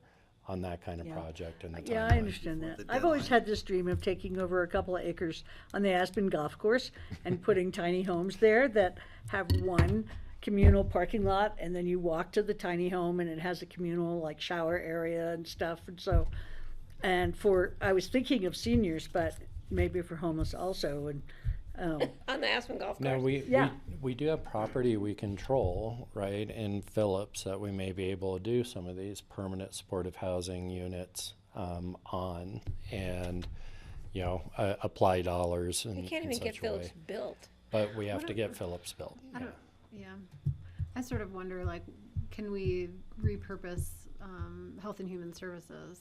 You know, like subsidize Yeah, that's what I was nonprofits saying, in commercial space downtown yeah, and reconvert that space. that's what I was You know, or thinking, that move building. our staffs over here. Yeah, and these are, convert I that mean, space. these are I know probably, these are bigger. yeah, multi-year deals, kind of, yeah. but, you know, absolutely. I do think you're still going to have a lot of neighborhood conversation to have with any of those transitions. But yes, we own that property, and there are properties that we're aware of for sale. don't Not own Human Health necessarily in the Services Aspen property. core, but there's still $16 to $20 million projects that we just don't have capacity for. We own the right Human now. Health Services building, but we lease the property, don't we? So the property, well, it's a little more complicated. It's complex. We don't need to get into Yeah, it now. but- it's an easement, and the easement is from the hospital, and it does prescribe uses, but we can reach agreement So on those take the $1 million uses. and buy the easement. See, that's what I was thinking, that space over there could be I don't know, I redesigned. mean, maybe and- that just in the future is a longer assurance for more opportunity. And I do hope that if we decide to move forward with a consultant from the RFP process, that part of it is looking at buildings such as the Schultz building and assessing if it could serve that need and what would it take to build it out. Because right now, I think we understand that it's a building, we could put some people in it, we could put some services in it, and we haven't looked into it further than that. So what sort of remodel isn't required? What sort of zoning? What sort of services? What happens with parking? There's a lot of questions and so the consultant scope, as we did write it, looks not just at services, but at those like more capital infrastructure pieces down to what it would actually cost to remodel a building for it to serve as a permanent supportive housing. Raise my hand again. Patty, Thank you. I'm gonna try and get us back I to, could do that. I'm the chair. Can you I let know me you're do the chairman, but we're not getting there, so I'm gonna help you out. How's that? Stepping in. I've had my hand up for how long and you Is that finally because called you on me? wanted to ask me to get it back on track? No, I'm gonna get myself back on track and say that, yeah, never mind. Okay, thank you. I'd like to get us back on track. Steve has a question, but I do want to move on. Not a question. Looking at this as our basic thing, I would commit the 95,000 to either the homelessness thing or to the childcare stipend extension. It sounds like doing the study actually is a good idea on the homelessness issue. And maybe that's the right amount of money, maybe that's all we need to complete that. But all this stuff is basically shovel-ready. All the other things we've been talking about, it's gonna take us, you know, it's gonna be 2027 before we're actually having them shovel-ready, which we have to have this money spent before then. So it makes sense to me to use this as the basis. I think putting that much into the West Mountain Regional Housing Coalition is actually a good idea, because the more I've thought about it, doing buy-downs provides housing for workers without doing new construction and making the valley more crowded. I'll agree with you. So I really like the idea of really supporting that. I'd like to agree with you that I'd like to see the remaining 95 go at the end of this year, if it's appropriate, toward the stipend extension. It's possible we don't need the full 200 for the strategic support, and 50 of that could go toward the stipend extension. And we'd have almost $145,000 for the stipend extension by the end of the year. And to me, that would be a great way to support what we've been talking about, cut back a little bit on hiring consultants for what that's worth. Maybe that's not a good idea, but it appeals to me. And if anybody else likes that idea, we've got 2 board members who seem to be in agreement. Another thought, the Stotts Mill, I'd guarantee them the 200,000. Maybe they can come up with businesses that will put in 50 or 100,000. Maybe we get some of that money back right away, but if we want to get that thing constructed and in service this fall, so giving them that money right now is when they need it to finish the project. Can we put a 5-year extension on the 5 years for that money? Michaela, is Michelle Tebow on? Let's just answer that We're question right negotiating now. with Ashley. We do need to move it, keep us moving, but I want to get us back on track. But I don't know, Francie and Kelly haven't really weighed in on that. And Patty hasn't for that matter, but I'd like to. You cut me off. We Well, have you want time to run left the for meeting. this. We have If you haven't 15 more weighed in. minutes allotted for this Yeah, discussion. and we're going to use all of it Yeah, at this good. rate. Let's get it done. Thank you. Hi, Michelle. Welcome. I'm sure you've been following along. It sounds like we are interested to hear from Town of Basalt. If we were to support the Stotts Mill at another amount, if the Town of Basalt would either consider an extension of our term past that initial 5-year lease to maybe have those spots for 10 years, let's say, or if you would consider additional spots in addition to the 11 that we have right now in our agreement. Absolutely. I think it really makes sense to work with you guys to extend that, in part because the grant does have some guidelines and it really wants to be focused on Picken County and Town of Basalt as employers. And needless to say, Picken County has more employees than the Town of Basalt does, so it's kind of a no-brainer to make that negotiation work out. Besides the fact that, of course, you even have offices in the Basalt area. So I think it's sort of a no-brainer, and we'd be happy to have that work out through the terms going forward. Great, thank you. How nice thanks for the enthusiasm. Yeah. So that's a possibility. Good suggestion. I think Patty came up with that. Are you still going, Steve? Actually, you did. Are you still, Oh, go ahead. No, Giving you credit for you're it. done for a I'll minute? take credit for it. Are you sure?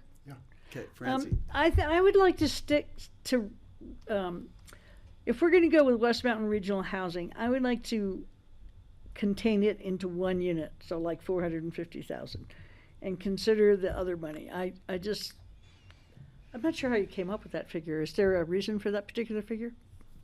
That number right there is the remaining LATCF money that we Oh, have. I see. And so I was just counting. I see, okay. And I think April is online as well.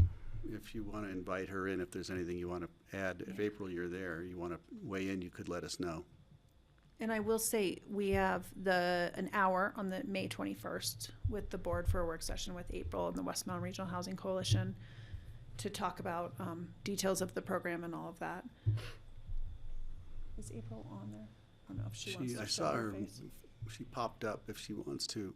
I just wanted to invite her in since she's probably listening. We're going to allow you to talk, April. Or she may not be. She may be in the other room. Who knows? There she is. There she is. We assume you've been wrapped by this conversation, and I wanted to invite you to participate because we're talking about the West Mountain Regional Housing Coalition buy-down program. Yes, thank you very much, Commissioner. And I have been watching and listening. I understand that you all have a lot of priorities and this is not an easy job. So I don't envy you at all in trying to meet all the needs of your community.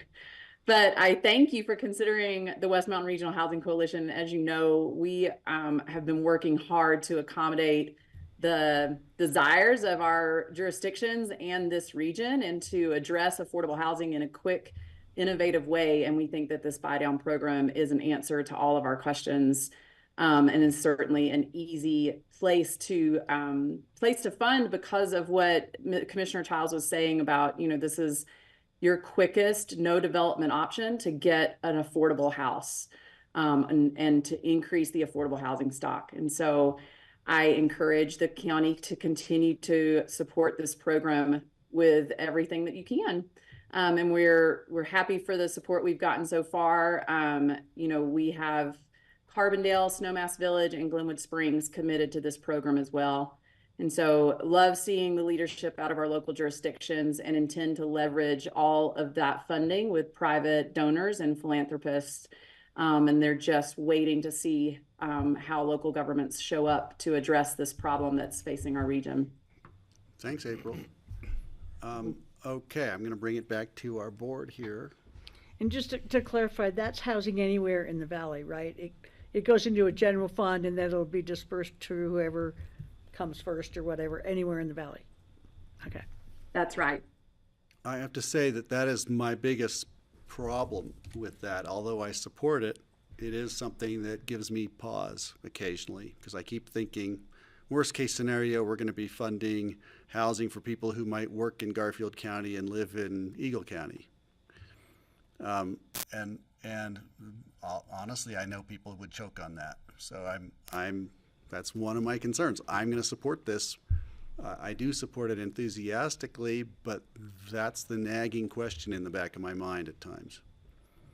How long will we Pickens County wanna do understand? that? Yeah, and it's not just you, Commissioner, and it's not just Pickens County that has that same hurdle, that discomfort to get over. But I think we all know that when we find housing for someone that works in this region, we're serving those that serve us. So all of our working locals are serving everyone else in this region, and Pickens County's employees, the employees that work up in Pickens County could not exist and could not find community here without the rest of our region as well. And so we see, huge indirect benefits and the web that links us all. And so we believe that Pickens County absolutely would be serviced in this program, as would all of our other communities as well. And I have a lot of interest coming into this program from individuals that are finding out about it through articles in the paper. And I will say that many of them are looking for homes in Pickens County and work in Pickens County. So I feel very confident that we're going to find buyers and homes that provide direct benefits to Pickens County. Great, thanks, April. Yeah. I appreciate that, and I knew you were going to have a very good answer to my question. And Greg, if I John. could add one thing to April's answer, I think what you'll learn on when she's here in front of us later this month, that there's some tiering in terms of the benefit that's offered through the buy down program, which helps incentivize, because otherwise this would probably be a program that is all down valley, and we wanted to be sure that we were accepting both responsibility for housing and providing a benefit to our workforce. So there are some other checks in there that make this program work. Great, thank you for that. So it's more complicated and more well-reasoned than might appear at first glance. Thank you. Francie? Yeah, about the strategic support for homelessness and housing. Who are we talking about? I mean, is there really consultants out there that do specifically this? Because we have so much expertise in the Valley already in all the organizations that we have. And I'm sure you guys have put your heads together plenty to try and come up with stuff, but we just farm so much out to other people's thinking, and we have so much thinking capacity already in here. I'm just wondering, who is it? Who would be those people? If I can add to that, I just think an understanding of the culture of our community and our valley is super important whenever we make a hire. I'm always wishing we could hire from within because of the geographic cultural understanding of this valley. And I'm talking about from here to Glenwood or whatever. The Steve? thought crossed my mind that the people that are most expert on homelessness are the homeless people living here, and if we could hire 5 of them as consultants to help the person, whatever company we hire for this, so they would have a source of income and a great level of expertise. And Did you see that series in the New York Times about going to the homeless people to find out what it's really like to be homeless? It was really good. So broad-ranging comments. So I appreciate that we do have a lot of expertise in the valley, and I just want to recognize the good work we've done.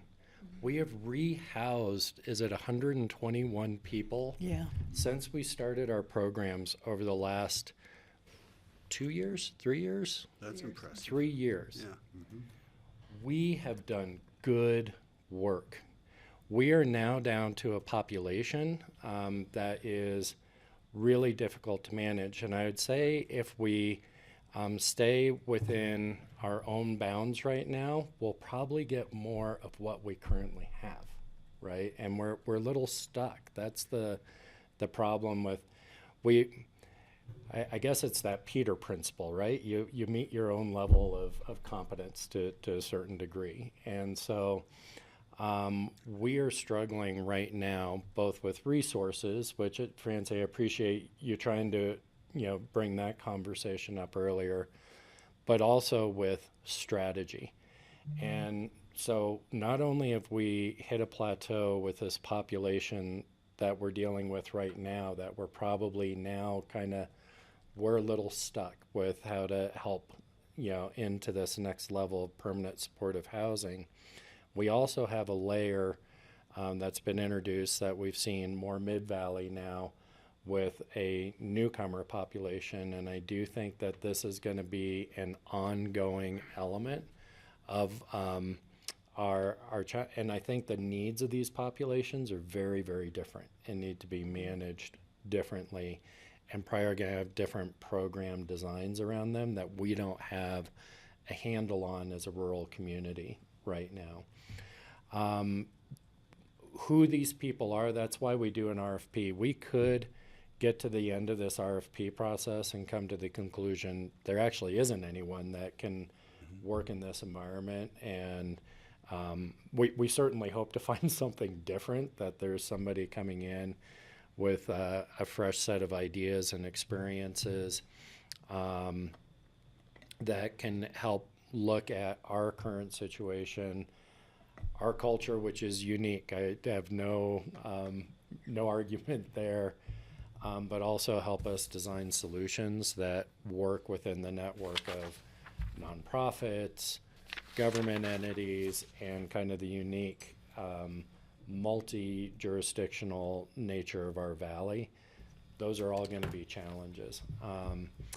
But that is the purpose for seeking it out. And if you think about it, if we were to hire one high-level staff person, for a year to try and figure this out, you're probably pretty close to that same price. Right. That's pretty much what it's going to buy as an FTE for a year. Right. And I'm hoping that what we get is strategic support with a deeper bench level of experience, and that we're renting the expertise we need to help us develop a plan. But if that is not something the board wants to do, I mean, that's why we bring these things to you. But that's kind of the thought process that we went Thank you through. for that, John. We've got 2 minutes left. I think Steve and I agree, and I'm happy to go along with him. I don't think I'm going to go along with hiring some of the homeless people to help, because, as John points out, they might be. We do anticipate incorporating our Incorporating their homeless input. Thank population into this, because, thank you, Right. that was the third Yeah, point I thank forgot. you. And we just had that conversation actually as a team earlier this week, Monday. But we need their input. Clearly, we do. Okay. So sorry, I forgot that. Okay, I'm going to take a poll of my board. Do we want this to just die in front of us, or do we want to move it forward? I'd like to move it forward. What we talked about is approving it as is, possibly moving the remaining by the end of the year to the stipend. Ideally, cutting back a little bit on the strategic support budget if we had the opportunity by the end of the year, and maybe putting that toward the stipend, because everybody seems to support the stipend in making sure it can progress for another year or so. So that's pretty much where I think I am, and I think Steve is pretty there as well. And Michelle agreed to the extension. And Michelle agreed to the extension. I'd love to know where you are, and then where Patty is, and then where Francie is, and if we got 3 out of 4, we've got 3 fingers up. Is that an agreement, Patty? Well, I just want to add some things to it if I can speak, if that's You're okay. allowed to speak. I Thank grant you you. the floor. Thank you. I think with Stotts Mill, I think we need to be sure that we either get a 5-year extension or spaces, or that money doesn't go there. We need to be very clear on that, I believe. I would like to see the stipend go to the full 6,000 a year and through the year of 2026. But either using the monies from the 95,000 that's remaining, or, you know, The cost to pay the full amount through the end of 2026 is over $500,000. If we wanted to pay the full amount through 2025 and then do the halving, like we were going to do in 2025, but do the halving in 2026, we can do that for around $330,000. I think that is critical. I mean, Francie's point of we had buildings but nobody in them, and now we have cost of living is not going down. Michaela, we just lost And the our cost for stream. those families is definitely going up. Just Did we lost go to this sleep? We're losing I could barely hear on the Zoom meeting too, so. So I don't know how the board feels about that, but I would like to Well, see we us don't have to funded. make that decision today, but I appreciate your sentiment, and I agree that I think we So all. what decision are you trying to make? We're trying to approve of what we have in front of us with the discussion we've had regarding the Stotts Mill. If we're going to give them the additional 200, that we get another 5 years use of, But that is part of that decision. well, we just. I'm We just- can't make just the got- whole decision without making the, I'm clarifying, we Closing. either get 5 years extension to our current 5 years, or we get more Right. spaces, one or the other, but that Confirming needs to that. be confirmed. so for like 330,000 or something like No, that. no, no, no, no, no. No, for the That's the 200 stipend Stotts Mill. increase. Yeah. That's not Stotts Mills. Oh, sorry. The stipend is, I would like to see That's 6. 330,000, she just told us. If we If- do all of 2025 and then. Yeah, I half would of- like to see it if we can do it through 2026, or bring us back clarification on those numbers. She just, yeah, she On the just told us full- those You'd numbers. like to, Patty would like to do it full amount till the end Full of amount through 2026. 2026. She's only giving us full amount through 2025 with partial through 2026. So that's the difference Means you there. have to go back and rework this, and some of this would be expired. Yes, by then. because at $520,000, which is the full amount till the end, we would have to cut out a couple of these items. Yeah, definitely. So, And I support using the deed restricted monies in that amount given. I'm not supportive of bringing another million something out of some other county fund until we had more information before us. And the homeless, as much as I don't like hiring more consultants, I think we need to have a continuation of the plan, because we've been so successful, and apparently there's some issues that are preventing us from using that same model for the current people we have that are homeless, because there's issues have changed. Okay, can I hear from Kelly or Francie? go ahead, Kelly. Okay. I do support this. I said this when we talked with Lindsay, when Lindsay was here with Ashley last month, that we have excellent expertise in this valley. I think they're also really busy. So I'm not sure who we get to do this for us.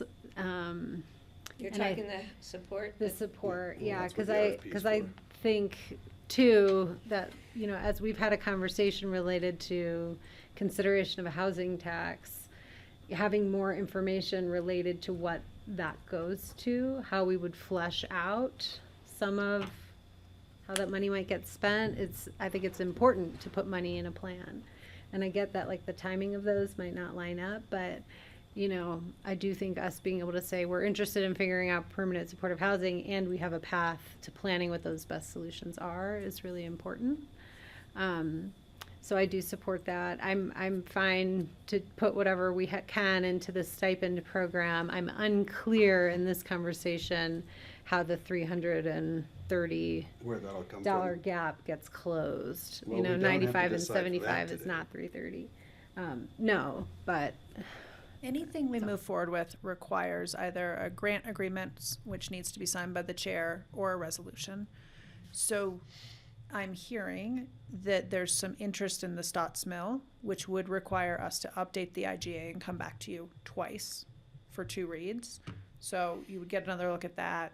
West Mountain Regional Housing Coalition will be here on the 21st in a work session. So, and we can get you information about the overall housing budget as part of that as well. And the housing strategic support, that RFP closes at the end of May. So we would be able to update you mid-June on what we got back and what we're looking at for numbers. The childcare stipend extension also requires an updated contract with Aspen Community Foundation. So I can go back and make some numbers work. I think not all of that comes out of here. And the other place that if you want to support all of these at the amounts you all have talked about, some does have to come out of the general fund housing dollars, where it's where housing, if mainly that would be for the housing strategic support. Or I don't know if you have other places, John, of thinking about that, but that's where we had talked about We it. could take housing monies to do the homeless strategic support study contract. Mhm. So that may be an option that You could do makes that. sense. Okay, Francie? I'd still, if I had my druthers, I would still go with $1 million towards solving the homeless problem. Even if some of it were gonna go to a support thing, I do think with the Schultz building that we have some possibilities there for housing some people, plus we have resources there. Even if we have to, I don't know, add on to it or something. I mean, I just think there's possibility over there. However, I don't think I do have my druthers here, so, I would like to reduce the amount to the West Mountain Regional Housing Coalition and apply that towards the stipends for childcare.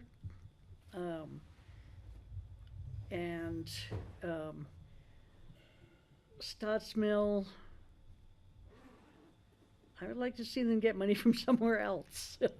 Okay, so you're a no to this I'm proposal. not a no, it's Well, gonna come okay, back to us, I'm, right? I'm now 6 minutes past when this meeting was supposed to end. I was So why trying are to you get it trying to done. force me into a position? No, I'm on- not. You on can. the clock? I just soon table it and say let's just set it aside and we'll pick it up another But time. I'm still talking. I haven't finished. Okay, this is our break you're talking on.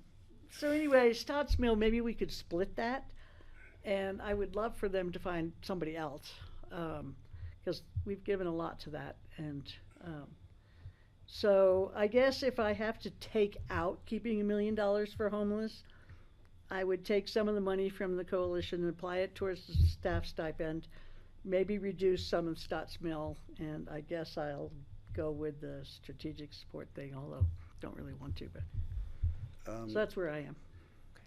Let me just check in with Kelly again. Did we get everything from you wanted to say? Yep.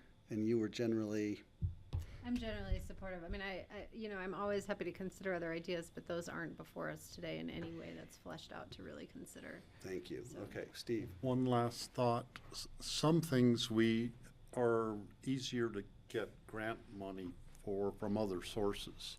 And maybe some of these, we'd have other opportunities for funding them going forward in the future.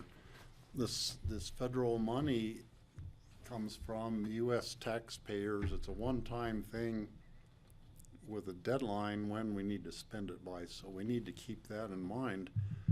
That's why I think going forward, where we can get grant money for or have possibilities of that is an important thing to kind of weigh into the whole equation. I think I've got Kelly, me, and Steve are in favor of this. Francie, I think, is getting close. Patty, where are you? I told you where I was. Okay, you want to change it, which is basically a no. I'm going to take it as a yes, I want to no. change what? You wanted to move things around, didn't you? No, I said I want clarification. Clarification Certainty. on You the wanted certainty, and we've got it. 200,000. That's already in there. Okay, so I think we have, if I could ask for people to raise their thumb if they're ready to approve this. Are and we move it forward. voting to approve this on a Tuesday? We're putting a I'm thumbs up.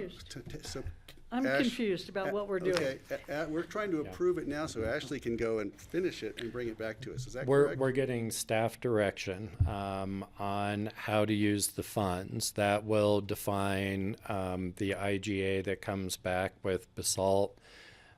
Patty, I understand you're looking for assurance about the extended. Either extension or added days for Right. the 200,000. We all That's are. what we which talked about. was I think the key point I heard from you.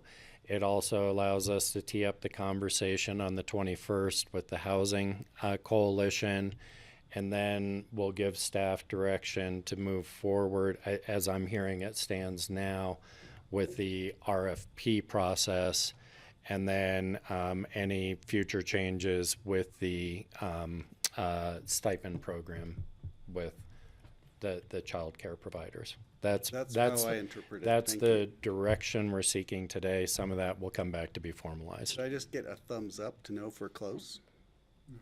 What are we giving a thumbs up on? That distribution of What funds? John just described to you. Okay, well, that's not that. Can I So just ask wanna for be clear. clarification on something? I wonder if strategically we need to make a more refined decision related to how to fund the strategic support RFP and the childcare stipend, because we can move more money in the stimulus funds towards the stipend that we cannot then use to pay for it from the housing fund. Correct. So if we don't direct this money towards childcare and put it towards the strategic support contract, then we have to go into general fund. The housing Money. fund and the general fund to Well, use. right, but the housing fund we can use for the RFP, we can't use it for childcare. Right. We would have to go to general fund for that. And So- that's what I'd like to see come back when we have further discussions, is to how we can shift that money around and pay for the support, the strategic support out of the housing fund, and use that money to do the childcare stipend. And we also have the 95,000 extra, Yes. and we also could move some money out of the buy-down program. So I'd like to see some other alternatives. So I'm in favor of everything you've suggested. Thank you so much for all those suggestions. But I'm not voting for that distribution of funds right now. Right. I So did you can hear- go ahead with the yeah. RFP, we just don't know which fund we're paying for it out of yet. Is that correct? And we don't know the amount yet either. I did hear a lot of support for the childcare stipend extension, which really strategically should be paid out of ARPA money because there's not another be great. readily available. So that is something I can move forward with. Great. That feels doable. And then we'll just kind of let the chips fall where they do. Like, we'll just start taking one thing off and we'll kind of go from there. I hear a lot of support for the extension, so we'll start there. You'll hear from the coalition on the 21st. We can then have that conversation. We won't know about the strategic support until the end of the month, so we can let that sit. And then I think what I didn't hear clearly is Stotts Mill Child Care Center. If we can extend it, which Michelle says we can, is this the amount? If we can extend it for 5 years or increase the spaces, we need the IGA Yes, to the come back IGA and would be retweak, and updated. at that time, we can discuss it again.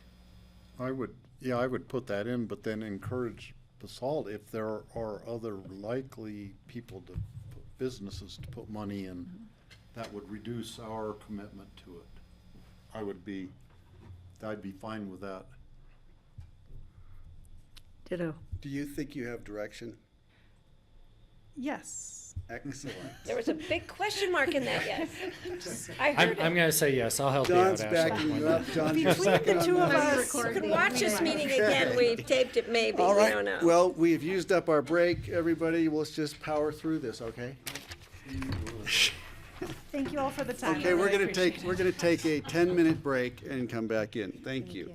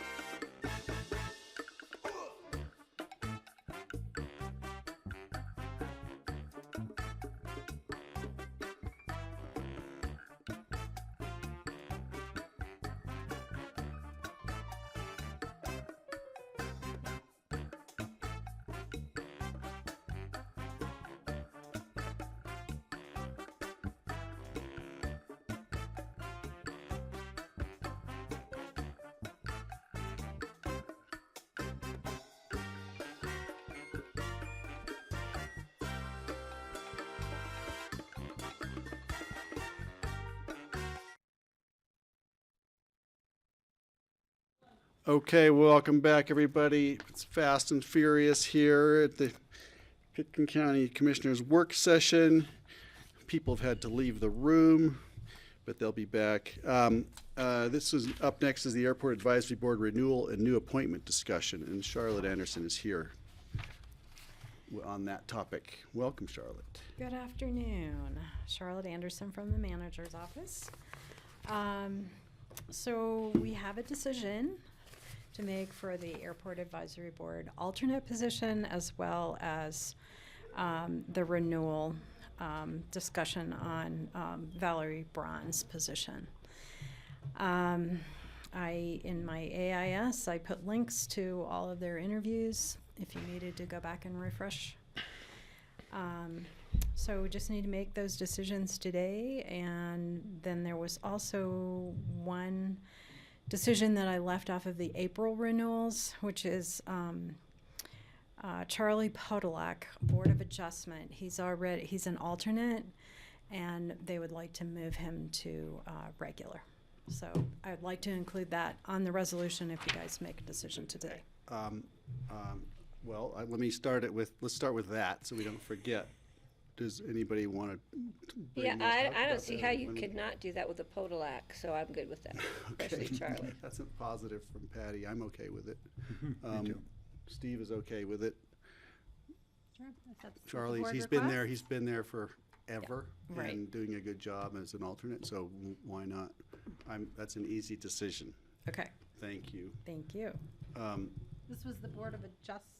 Adjustment. Okay, Is that next. different from the Board of Appeals? Yes, it is. Yes. Thank you.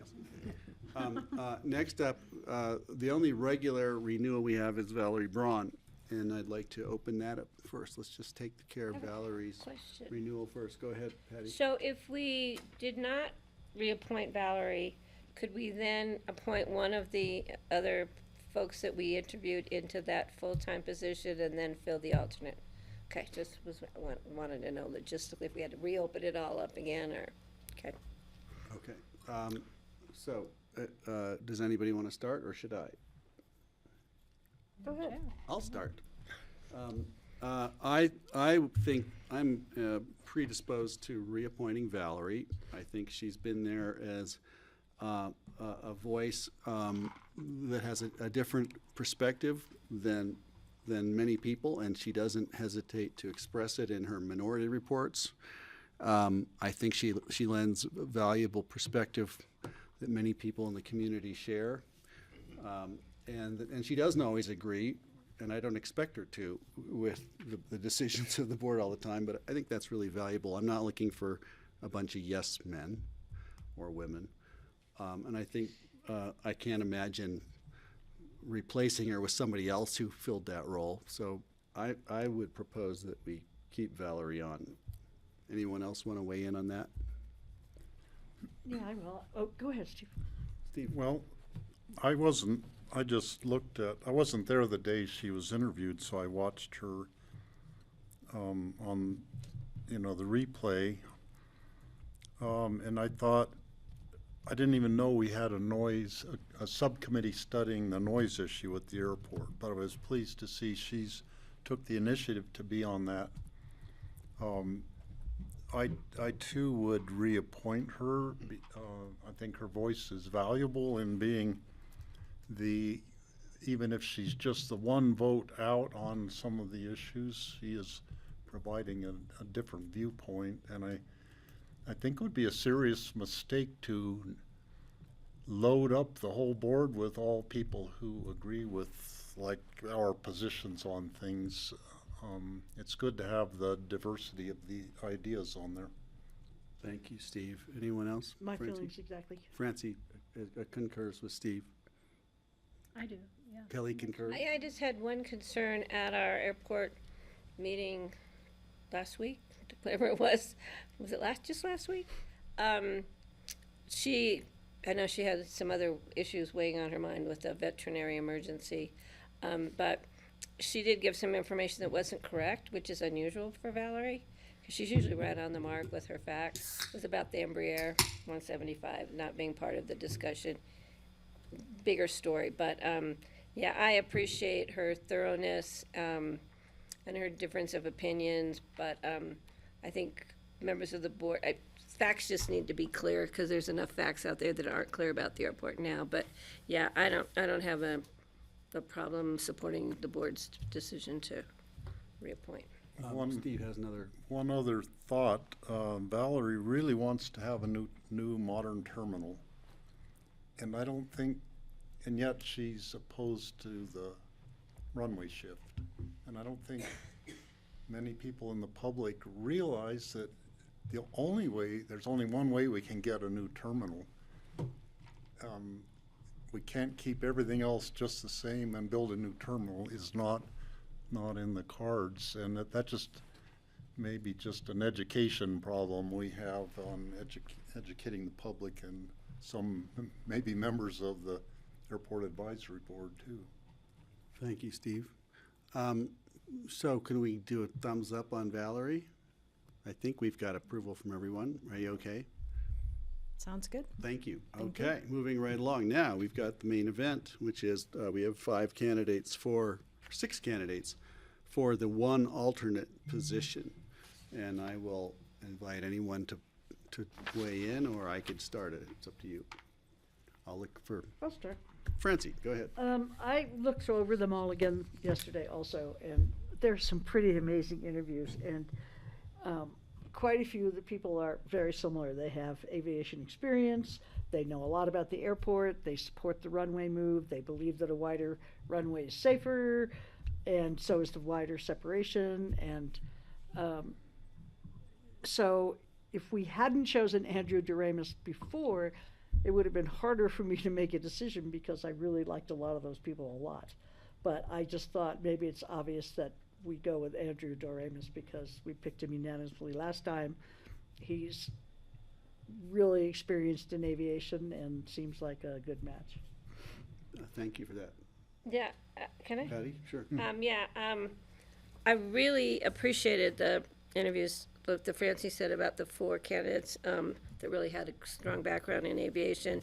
I really appreciated Jack Cohen's position on a lot of things, besides the fact he was very entertaining. But I would hopefully we can find, and I think we talked about this at his interview, some place for him to be involved, continued involvement with the airport. Bill Landis has always been, quiet-spoken, has a long history with our airport, but he's very quiet-spoken. And I agree with Francie on the fact that we did support Andrew 5-0. He's one of our only, or maybe he and Jackie were the only 2, or that we supported. So I would like to see Andrew come back as the alternate. And I have spoken with him about the reason he recused himself from the AAB the first time around, and he has assured me that he has totally separated from one of the applicants for the RFP for the FBO, and that is no longer an issue of concern for him. And I have no reason not to believe Andrew Doremus when he says something like that. So I, too, would be supporting Andrew, unless there's members of the board who want to convince me otherwise. Okay. Steve.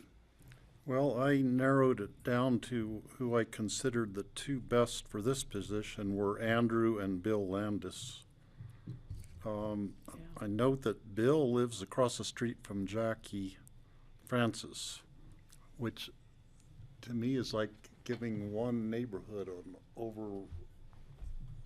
weighting it too much in favor. Having 2 next door neighbors be on the board to me did not make sense. I think Andrew was the strongest candidate between the 2 of them. And my one worry is that what happens if another opportunity comes up for some position with an FBO or something and he leaves again? That would be a fear of mine that hopefully that wouldn't happen. I'd like to get him and keep him on the board. And maybe that was just a one-off thing because of the RFP for the I think you're right on that. the FBO. So I would vote for Andrew also. Kelly? He was my choice. Andrew was? Okay. I appreciated something everyone said. I reviewed them all again. I have to say, everybody had something to lend, and they clearly are all connected to the community and connected to the airport various ways and gave compelling reasons for being involved. So I want to thank everyone who got involved. I really appreciated Jack Cohen's financial acumen, the way he expressed it, and I agree with Patty. I think you said it'd be great to get him involved somehow on something else, and we should encourage him to get involved and provide his ability as a financial analyst and somebody who finances things like airports, because he could really perhaps lend some perspective. Harrison had great suggestions, comments, as Jackie, Kate, and Bill did. I think I was coming down to either Jack, Bill, or Andrew at the end of the day. But Andrew certainly stood out. I am nervous about him leaving again, but perhaps we'll get through this before that opportunity arises. So I'd be happy to reappoint Andrew, and I'm grateful that everybody else kind of feels the same way. As an alternate, right? As the alternate. Yeah, And that was easier than I thought. that was much easier than I thought. That's good. One other thing is, I just learned yesterday that Sarah Ott has resigned her position on the AAB, so we'll What? be. There's what? Sarah Ott Sarah. has resigned her Oh, position did- as oh, I the saw that, AAB yeah. representative of the city. So we'll be. They're going to be looking, Tori and I spoke, and he said that they will look for Somebody to another appoint. person to put forth for us to appoint. They recommend them, it's their choice, but we do the appointing, correct? Okay. So That's correct. they're gonna do that. They're on it. Okay. All right. Great, thank you. think And that I wanted, covers also, it, I and I wanted to will- thank Sarah for her service to the AAB for the time she was there. She had a useful and valuable perspective on transit-related issues. Anything else? I will prepare the resolution and distribute tomorrow? it tomorrow. Great. Thank you. See how hard that was? Thank you very much. Thank you. Okay, boy, that's shocking. We're I 10 thought minutes that- ahead of schedule. And I thought that was Does does gonna be anybody want to tough. have a conversation about anything? I told you Charlotte would get us back on track. Okay, thanks, Charlotte. It's time to review future agenda calendars. Yeah, I have a few items for the board. The board had encouraged us to reach out to Basalt for a joint meeting. It looks like possible dates for that right now are June 11th or 25th. Wasn't sure if the board had a preference amongst those two. I would anticipate us going to Basalt for that meeting. All that way? I That's suggested, just to my advantage. I really, suggested but- they host us at Butch's Lobster Bar. Is that, and if that is anticipated to be in the evening, I would prefer the 11th, because Aloysius' 5th birthday is the 25th. Well, let's do it on the 11th. Yeah, It's and the we are 11th. anticipating it being in the evening. Okay. Yeah, so I am here on the 11th, as far as I know. Unless we get a river permit or something. Ask them what restaurant they're choosing. Pepper me out. I'm not sure it's that kind of meeting, but and then still looking to get dates from board members for the Albany visit. There's Emma Fields site visit before the June 26th second reading. We wanted to give them time, right? So it's got to be sometime in the second week of June, we think. Is there still a window there? Is this time for Tom to go and do an assessment of the sound and I everything? think it was, yeah, to come up with some solutions. And so, let's see, so approved. How we have late can we first- do it in the month? I think as long as you do it prior to the 26th, then you could look at, No, wait, it's really up to the board when there's availability. So you may want to look at it so it's fresh in your head, potentially the week before. There isn't any way we could do it on a work session day. We wouldn't have a late enough day some Tuesday to do it on a work. We're talking, what, who, with who? To go to Emma Fields, the Oh, Emma distillery Field, visit. oh, Emma Fields for a Fields. site visit, yeah. Why don't we do it before we do the joint meeting of Basalt, since we're headed that way anyway? It's a good idea. Just that we were thinking we might need to give Tom more Oh. time and give the applicant more time to come up with their own solutions.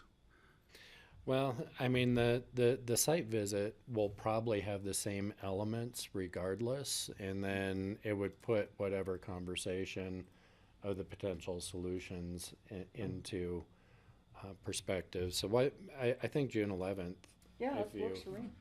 So maybe. That's the, Works for me every day. I go by there, but. I know, me okay, too. so do it, if it's that evening on the 11th, fine. If it's tied in at the end of the day, on the work session day, that works. Fine. Okay. And then, got another site visit. We're looking to get a date scheduled for a Brush Creek Park and Ride as well as ABC site visit with OST. This is kind of, there's a desire, I think, to get out on site and look at potential locations for the the trail proposals from the ABC, because there was a lot of conversation about what could happen at different places or not, and there was a feeling that it'd be good to get on site. The next joint OST and BoCC meeting is June 4th. That's What my is- birthday. Oh, We can have a party out there won't for be you. there. I won't be there, but you all can go. What's not clear to me actually though, and I apologize I don't have this, is whether they're looking to do that site visit before then or not.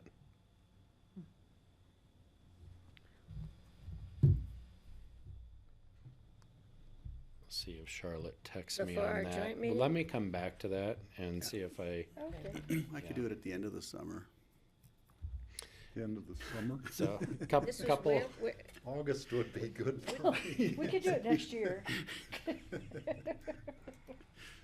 which site is this? I'm still at Emma Fields. The Brush Creek, The bridge. Sorry. bridge, trail, bikes thing. Bike We trip need to bridges. visit that site?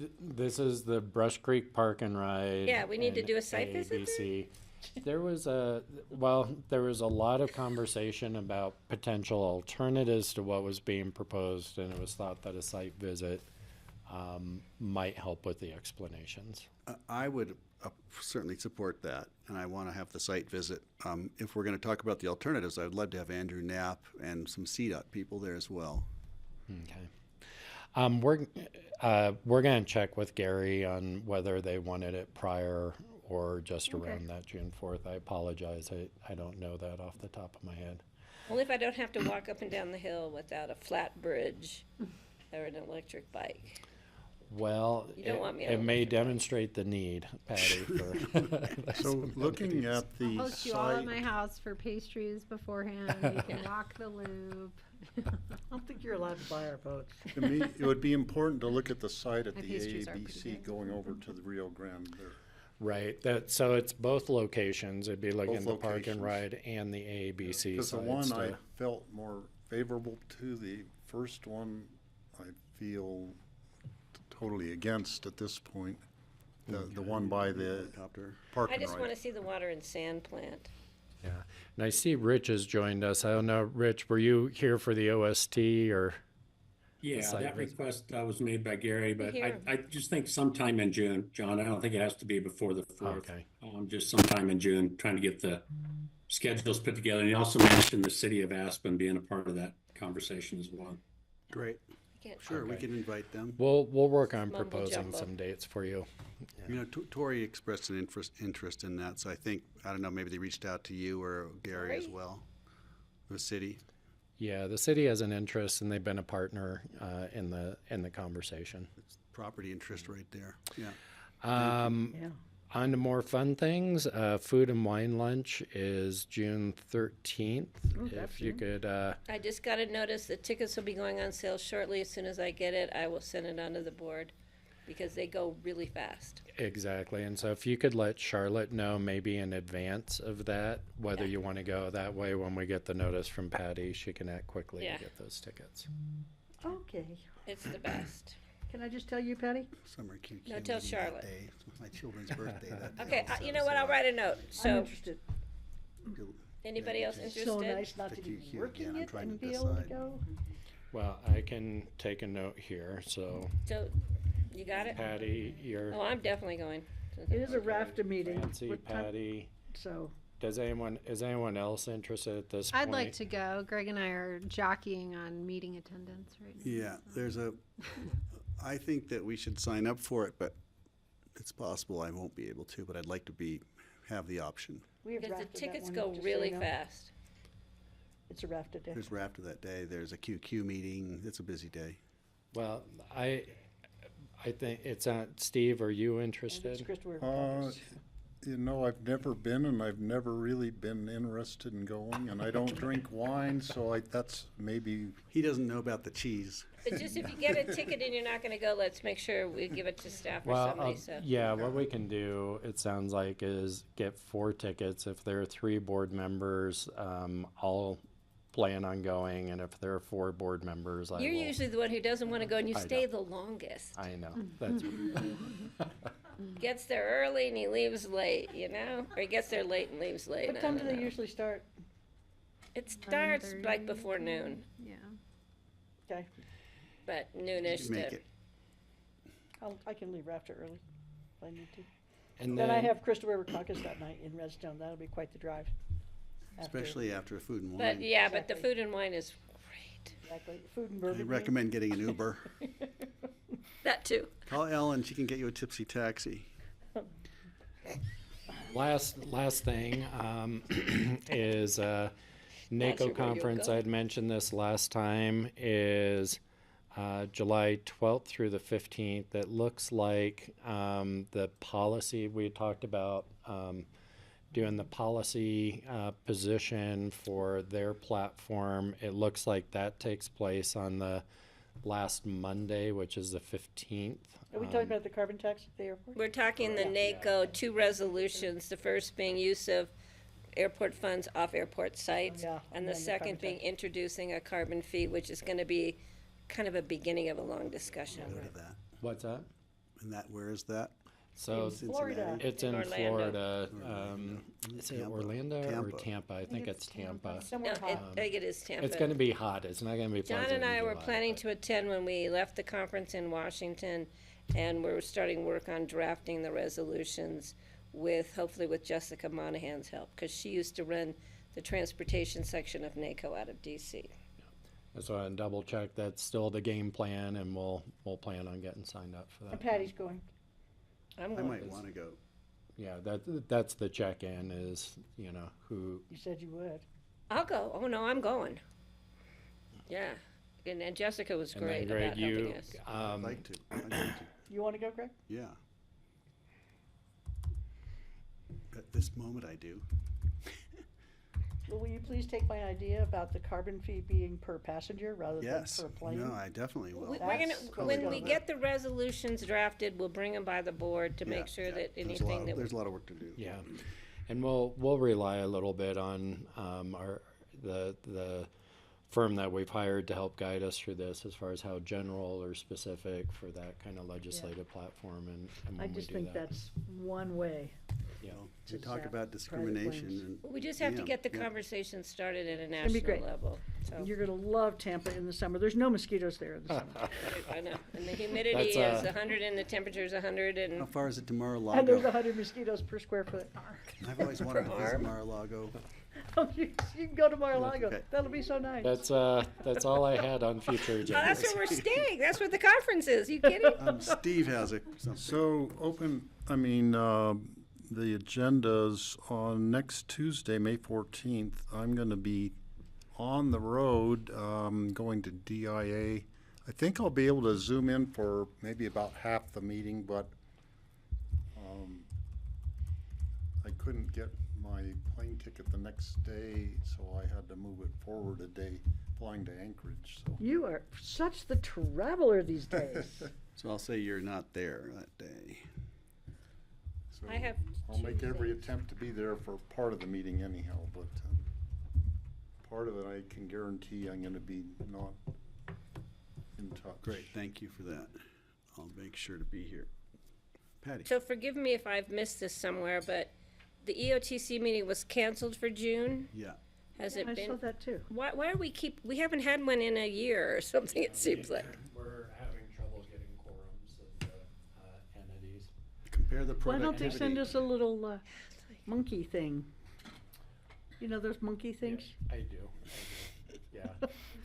It's monkey Let's have puzzle. monkeys go. Monkey puzzle trees, they grow in the Pacific Northwest. I don't know what it's So called. we gotta bring back. So if you put 15 monkeys in the room with Girls are typewriters, Like, is it an endangered species or something? I did have Oh my one other God. future. Wait, agenda. I want real quick, what about the joint meeting with City of Aspen? That was canceled also. Thank you. They need the monkeys too, obviously. Because they have another meeting. right, yeah. Tori told me that he didn't think we needed to meet right away, but he was certainly open to it. But he also was interested in when we do the site visit to, so maybe we'll have a chance to hang out with him if we go out to the site visit at the Intercept Brush Yeah, Creek. the message we got from staff was that there's a conflict of some kind, so they had to cancel. I did want- Conflict with the county. Conflict. Yes, Scheduling conflict. scheduling conflict. Oh, okay. Then, I'm sorry, I did forget one thing. I did want to put out to the board. Sorry about that, thank you. I did want to put out, maybe doing one more mini retreat on one of our off Wednesdays, to bring back the housing conversation. On the ballot. And get that some conversation, direction, yeah, and, I would love to get to our working agreements if When are you time thinking? allows. Because I'm booked the next two off Wednesdays we have. You are booked the next two off Wednesdays, well, Maybe not the first off Wednesday, but the last one of the month, that's my, The first one is the I 15th, can do and we the have joint APSA, meeting. so that's a good day for us to do it. yeah, I'm trying I to, have Read to Me Day in the child care. Oh, that's reading day. You what? That's right. I signed up to read to, Oh, for you read, called the yeah, first and one? I think I have a much delayed dental appointment that day. I'm gone the 20, I'm gone the 18th to the 27th, so I'm not there the 22nd. Well, can we do a Thursday? Does it have to be a Wednesday? no, it doesn't have to be a Wednesday, it's just Wednesdays of work. Thursdays are even more mixed up, but The- That monkey us Thursday. and we'll figure out Yeah, the day. I'm gonna have to May monkey the you guys. 16th Thursday is open for me. me too. No, it's not, it's, that May 16th? May 16th is open for me. Would it be just in the morning? Or just in the afternoon? I'm not here those 2 weeks. So May's out. It'd have to be the last week of May, I'll be back. What about the 29th, is that That, when I'm, you're going? I'm doing my granddaughter's audition and I'm not missing that, so Okay. Well, what about the 30th? I can do the 30th. I can't do the 30th. 31st, Friday. I can do the 31st. I'm going out of town the 30th Ah, to the okay. 4th, or to the 10th. What about, oh, that's the Memorial Day. June 3rd, 5th, 6th. 6th, I Seventh? have Northwest Cog. When? On Thursday. The first week of June, I'm out. Kelly's gone first week of June, okay. Steve, can you zoom in? To our retreat? Yeah.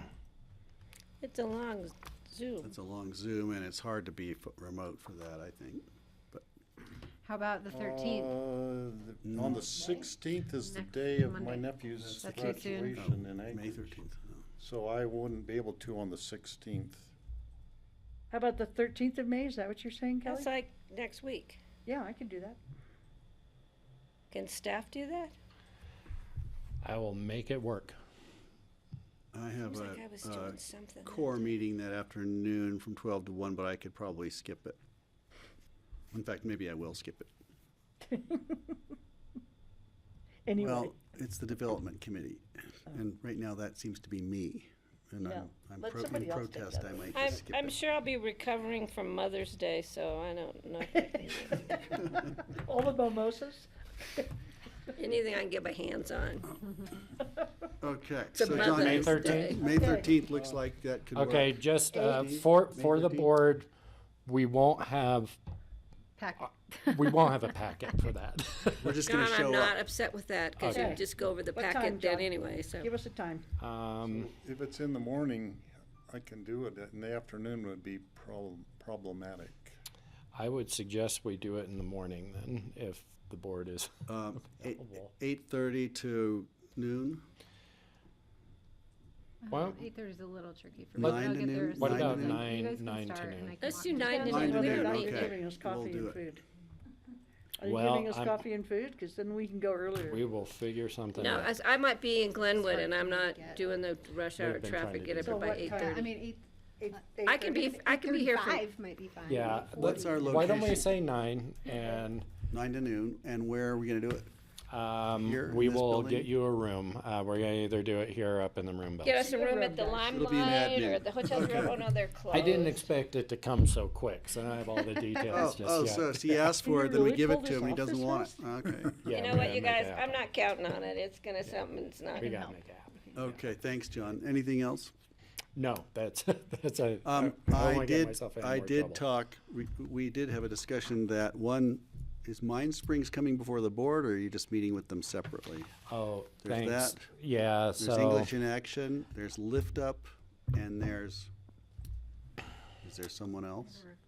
For time before. To come and spend some time before us, not necessarily for an ask at this point, but to let us know what they're doing.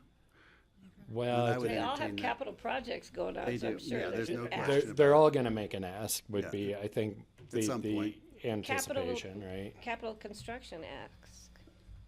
Yeah, so there's a number hanging out there that we haven't responded to at this point, and you know we are. Lift Up. Yep. So you've got Lift Up, English in Action. Yeah, Habitat for Humanity. There's another one that just came across from headquarters. I don't totally understand yet. I need to understand That was one Aspen better. Strong, right? That used to be Aspen Strong, correct? Where do they think we have this money? You know what I'd like to do is I'd like to give them a forum, even if it's a 3 minutes at the beginning of a regular meeting, but just to help promote what it is they're doing, because I think generally we support them in essence, if not with money. And yes, if they ask for money, fine, it's good to know what they're gonna ask for, but we don't have to let them know, or we can't let them know we may not be necessarily giving money. Yeah. But I think it's a good thing. And if community groups come before us and want to share what I it is think they're we already doing, give most of them money already. we do. Whatever happens to So, Lift Up but I and also think it's Habitat? important just as part of the community forum Yeah. that they, Nothing, right?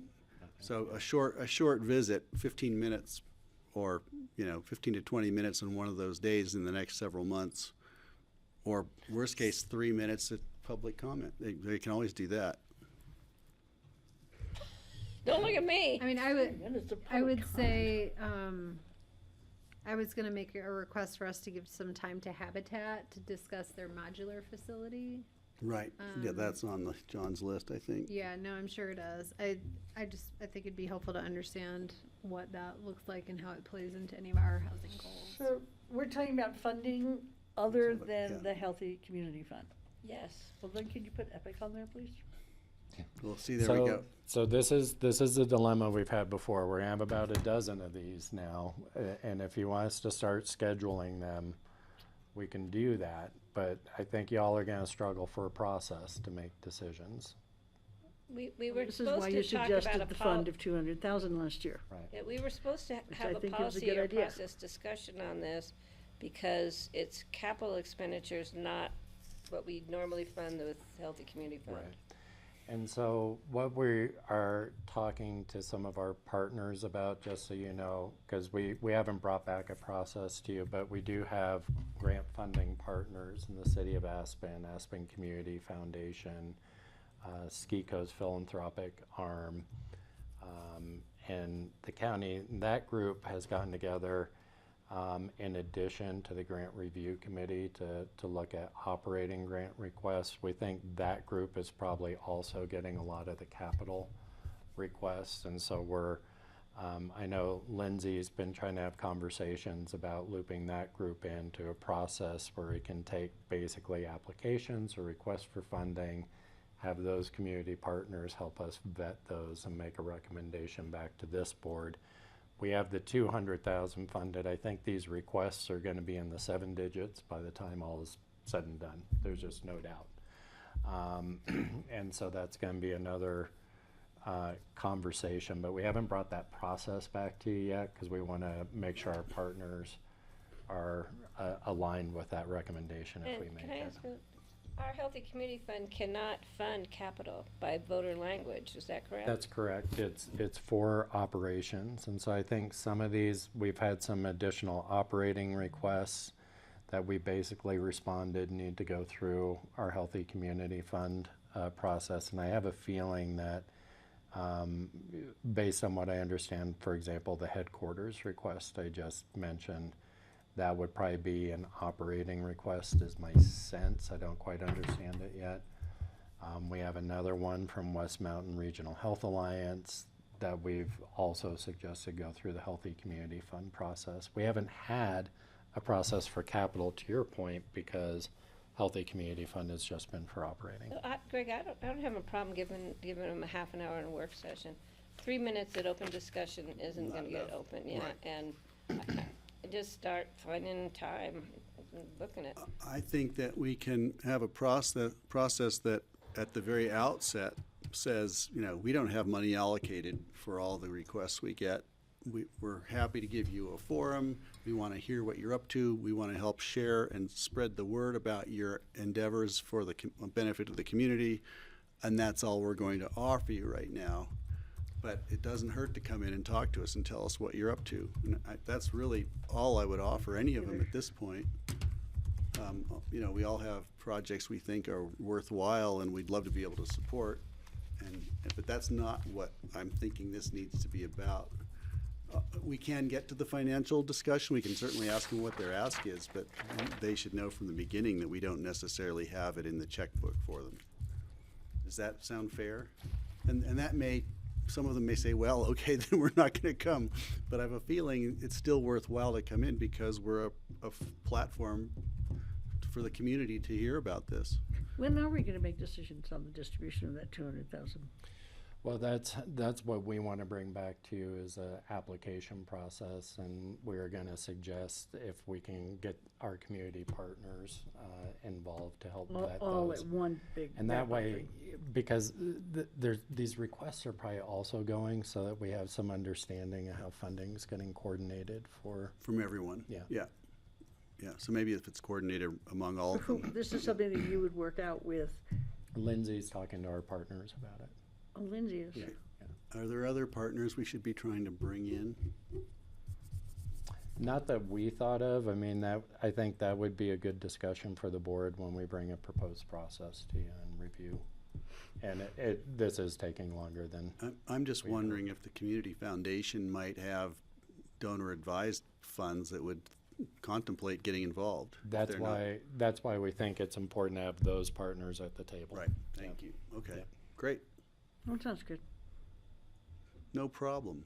So Now, I have, What you kind can of tee up one a month. Chair, what kind of timeline are you? Is it like we'll do a morning and hear all these? No, I'm or- thinking we no? do. I think well, whatever we can fit them in and they can perhaps what fit you it. propose, if it has to be on one day, I was thinking it'd be one presentation a month or, But this is you gonna know. be post the working it out with the other people, right? it doesn't sound like it. It sounds like this is gonna start happening and then we'll probably project that we're gonna have this process. And we have some have a open work monthly- session time coming up. There's nothing booked in here, so we do Monthly have some review? opportunities. I will just, I don't know, Go ahead. surmise if, on any housing related stuff, if we want to hear it earlier in the event that it informs how we think about raising funding. Sure. Yeah, if anybody has that Could we- cued could we in, that's a carve good out idea. A time every month in one work session, maybe the lightest work session every month, we carve out half How an many hour. entities are there? Yes, It'll be endless. 2, Once we 3, begin this. 4. We Epic. have about 8 or Epic. 9 hanging. We have some right now. space What, coming up. 8, 9, or quick. 10? And a few more will be teed up as soon as Well, they let's hear do about like this. 2 at a meeting instead of And- stringing it out over yeah. the rest of the year. And as we open it up, we'll The probably rest of get our some- lives. We'll get some more requests. You'll come back to us with that. I'm open to that, and it sounds like I get the impression we're open to it, although a little fearful. We need to have commissioner time off stuff involved in, so we know when we're booking things, who's gonna be here and who's not. Because we do have some Yeah, we've been vacations that trying are to- coming up. Okay, That's it? that's all I've got. All right. I'm going to move us right along to, we're only 3 minutes behind schedule. Amazing. Board open discussion. Is there any more open discussion? I have, Francie, and then Kelly. I have 3 short things.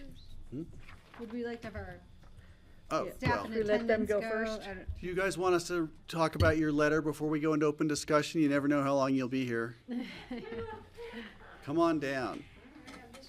And then who's got the letter of support for Cottonwood Pass? I do. You do, okay.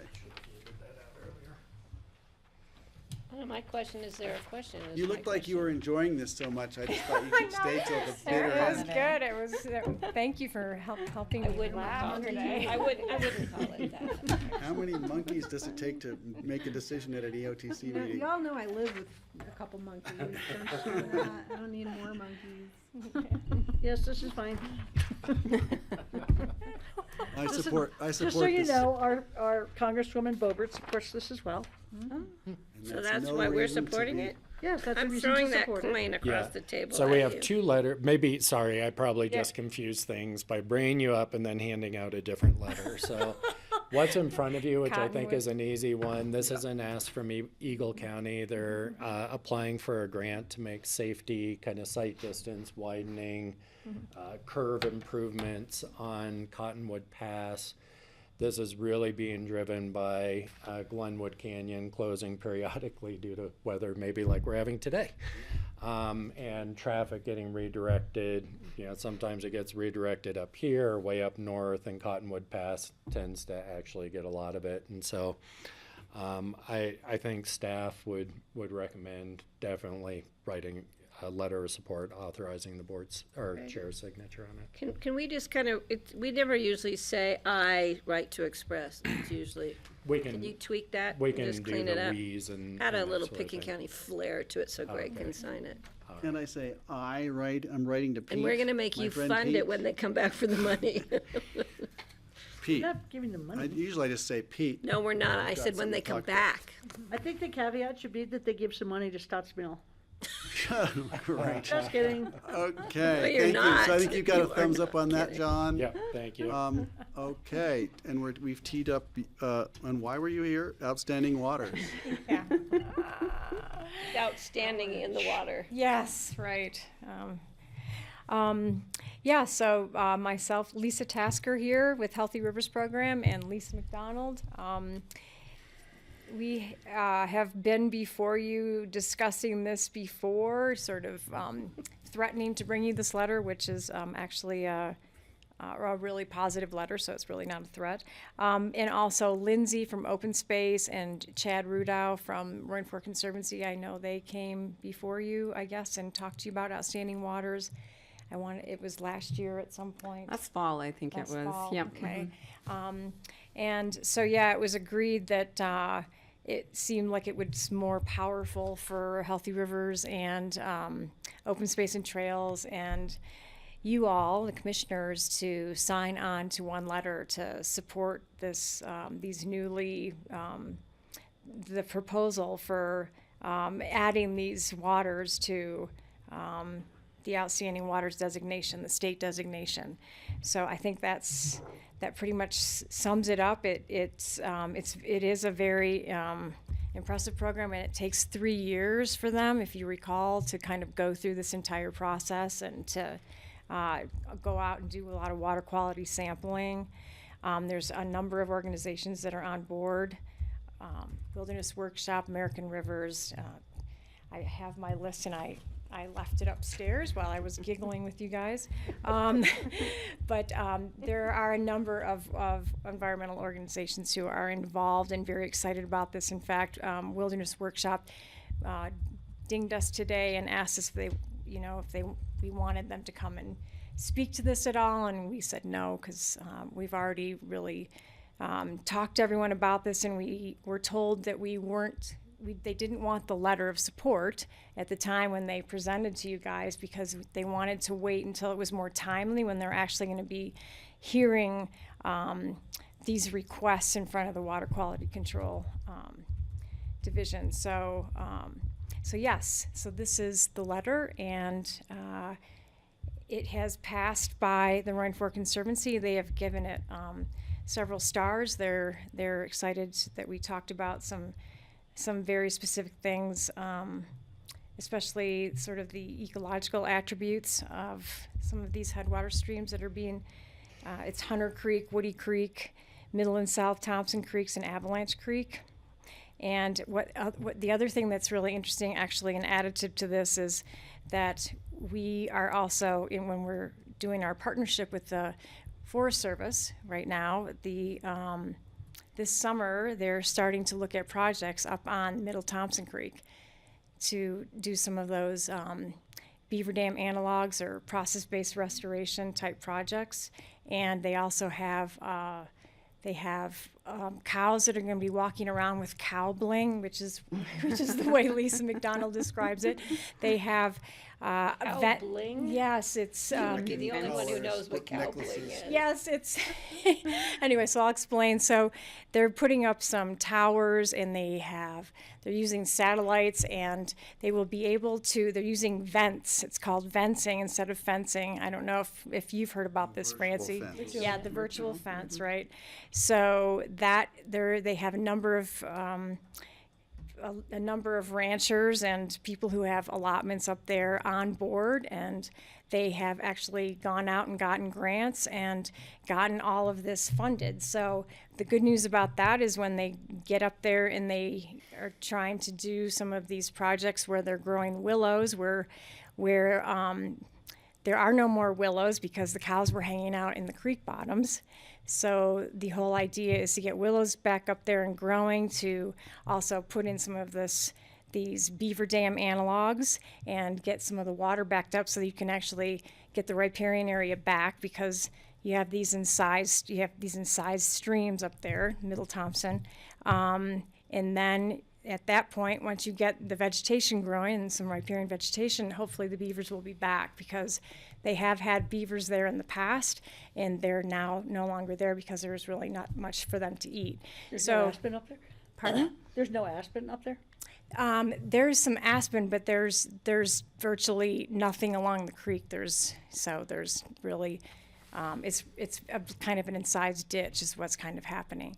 So there's a little bit of work that needs to happen. And beavers go on average a certain distance to go get aspen trees, and then they won't go too much further because of that whole Chicken McNugget story that Clay Ramey likes to talk about. They're just a very giant, tasty creature that's waddling out there and very susceptible to predators when they start to go too far away from Chicken. Yes, that's what he says anyway.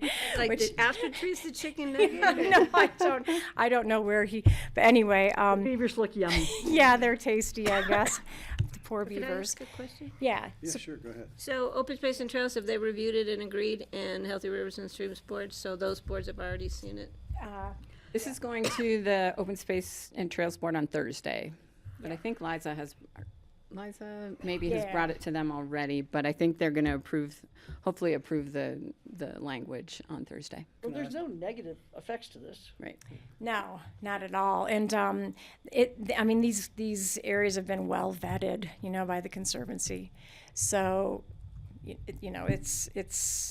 it's a remarkable program, and the other thing is that you need to demonstrate that these are very valuable areas and they need protection into the future, and they are demonstrating that as well. So, Can I ask, it's probably obvious why the Upper Roaring Fork and Lincoln Creek and those areas are not included in this. I'd certainly like to try to get them some sort of designation and protection. Is there anything available for those rivers, which are the ones I think we should be focusing on? Well, interestingly enough, Instead of the other ones? Well, Or in addition to? of course, in addition to, because no doubt there are problems and issues in the other ones, but this is the one I think that has the threat. well, interestingly enough, all of the areas within wilderness areas were automatically put into this program when it was first started. And so there are actually some designated waters up in the Lincoln Creek That are watershed, I already in. believe, which is very interesting because obviously that they might have help us. some issues. So yeah, anyway, I need to review that, but I do hear you. And I mean, I know the Conservancy, Chad Rudow, Rico, Heather, all of those folks are very dialed into this program and very focused on what needs to happen next, so, Great, and, okay. and it's reviewed every several years. I would love to sign this letter. Okay, great. Me too. And the river did hear, Chad came to the river board last February, actually, and they were on board with signing a letter of support, so. Great. Yeah. What else do you need? That's it. No more beaver approvals or anything? Coming back to you with that, we're coming back on Lincoln Creek, There are we've people got all who kinds of are things looking going for on. places just to drop beavers off, Somebody brought that up recently. It's like, There's a lot of discussion going on about all of those things. And again, I want to remind you actually that June 17th and 18th, there is a beaver, a process-based restoration program going on at the Spring Valley campus great. at CMC. So if anyone's interested in June, hearing more send us from. the info on that. We'll send that, If you yep. haven't Yep. already. Great. Yeah. Interestingly enough, that they've had so many people that are coming that they have some issues with too many people coming in person, so you might need to join virtually, which might be really? your preference anyway. So if you're, That's weird. I know it's well, they chose a very small venue, and this is basically Audubon Rockies and Jackie Corday, who has her own consulting business. So it's kind of those two folks, and none of them are from this valley, and they decided to come and have this in this valley, which is interesting. So we're sort of second thoughts to it, but we're joining, and we'll be Clay Ramey and myself will be part of a panel and that kind of thing. Spring Valley? Spring Valley, yep. Maybe And they maybe can find a Matt bigger Yamashita. venue. And Matt Yamashita, we're trying to get CPW because they need to always be involved with this because they have plenty of big jurisdiction over buildings. wildlife. Right, right. So, very Great, thanks for important. the update on that. I put it on my calendar and I'll wait to hear more. Okay, great. We'll wait to hear from Open Space, and then we'll get this out to you for signature. Excellent. Thank you. Okay, is that it? Yep. I see Ann Driggers in the back of the room. She's not here for fun. I unfortunately have a long list of items to work through with great. y'all, but I'll try and get through Well, them we're done. quickly. It's 4:00. Meeting's over right Sorry. quick. Well, Time's that up. is up to the board whether you want to hear it or not, but Let's go. I'm going to keep talking until you tell me to stop again. Are we still on board discussion? Open discussion, Yeah. Real quick, Kelly, I think you had sent an email about potential sponsorship of CC4CA. Oh, right. Retreat. I think they're looking for anywhere from a range of $200 to $600 from participating counties. Yeah. I'm gonna go on to another topic while So, you yeah. prepare for that. Essentially, so- the oh. town of Vale has been underwriting the CC4CA conferences for the last however many years. I can't go to that one, but there was a request if we wanted to help kick in for some of that, being a member of CC4. So $500 out of our discretionary fund. Would that work? I think that would be I'd welcome. approve that. What is it for? CC4CA's summer conference in Vail. I'm hearing 2. Do I have a third? Yeah, I'm good. Okay. Do we get a pass? I don't know if Get they charge anything from it? anything What'd to you say? register.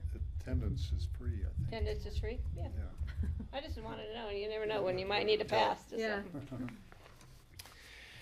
Thank you.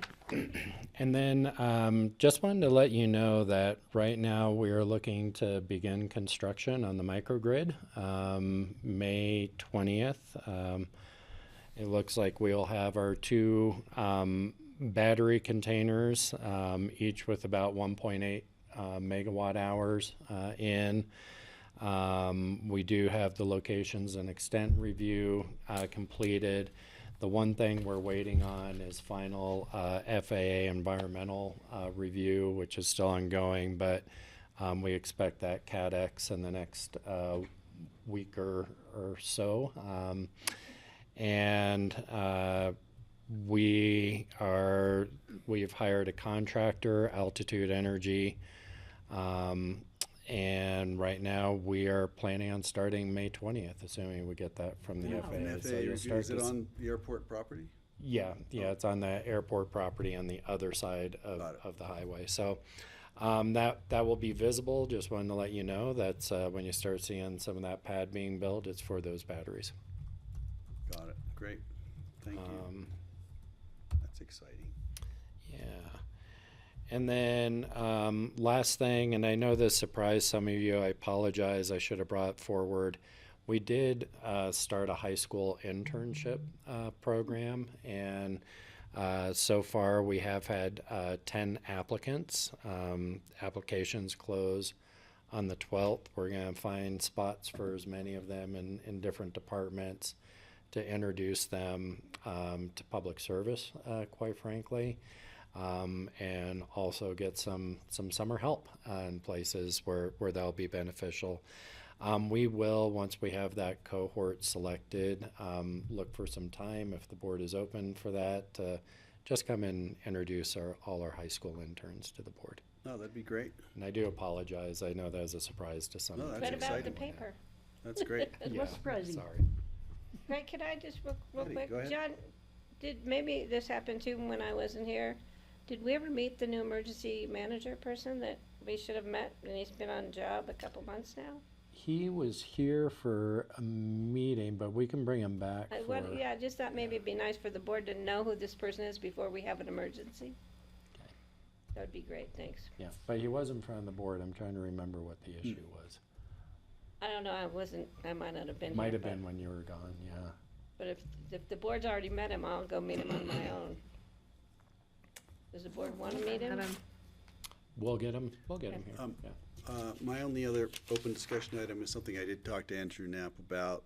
Clearly it's a CDOT issue, but once again, it's the overflow bins at Shale Bluffs are full and overflowing. And those are the things they need to clean out, the clean outs for the debris that sloughs off Shale Bluffs. Behind the bruise Behind nets. the barriers, yeah. That's full up to the brim and tippling over the edge now. Yeah, that's what causes flat tires when you ride over them too. Well, on your bicycle or your car. Yeah. So I just hope somebody can call them up and give them a little reminder that it's time to come clean them out again, as they should every season. Yeah. And then. Wait, can I tack on to CDOT? Just real quick, CDOT did already meet about the wildfire mitigation and the tree issue on Highway 82. Scott Thompson was able to pull it off. They prioritized issues and how they're gonna get rid of some of the underbrush along the highway. The removal of those cottonwood trees that are pretty sketchy through there might take a little longer, and I think we're trying to coincide it with the construction of the bridge joints highway through work, Snowmass Canyon. There's one cottonwood that's dead and hanging out over the highway. It's very dangerous, and one of them, they haven't hit anybody yet, but it's very precarious. If that one fell down, it But would Scott close the road. Thompson pulled it together and already got CDOT to meet, and they're already getting ready to go. Fantastic, thank you. And then, we had talked last week about the property tax bill that is going forward. Ann is here to be able to speak to the latest version if the board would like to do that. We knew she was here to talk about money. I just knew it. I read through some of the amendments to it, which pretty interesting. Yeah, so I just was reading it. It's just being amended even this afternoon. So, I mean, the short story is that it doesn't really affect us very much because the main kind of bite of it is the revenue cap, and because we're a home rule charter government, then we are exempt from that. and also aside from the fact that we have revenue restrictions of some kind from almost all of our funds, except for a couple. So it seems to be changing a lot, and I know, is it CTEC has asked for some other specific language to be included, but mostly about exemptions from the revenue cap that doesn't affect us anyway. But the meat of it, I think one area that might affect us is there's the reduction in the commercial assessment rate from 27.9 to 27% in future years. However, the residential assessment rate goes from 6.7 to 6.95. So the way I'm reading it, and someone correct me if I'm wrong, it means that we end up with more money because the assessed values will be higher. So I'm not sure if I'm reading it correctly. I don't know. But I want to. if your assessment rate goes from 6.7 to 6.95 in your vastly largest property value, then it would seem to me our assessed valuations are going to go up.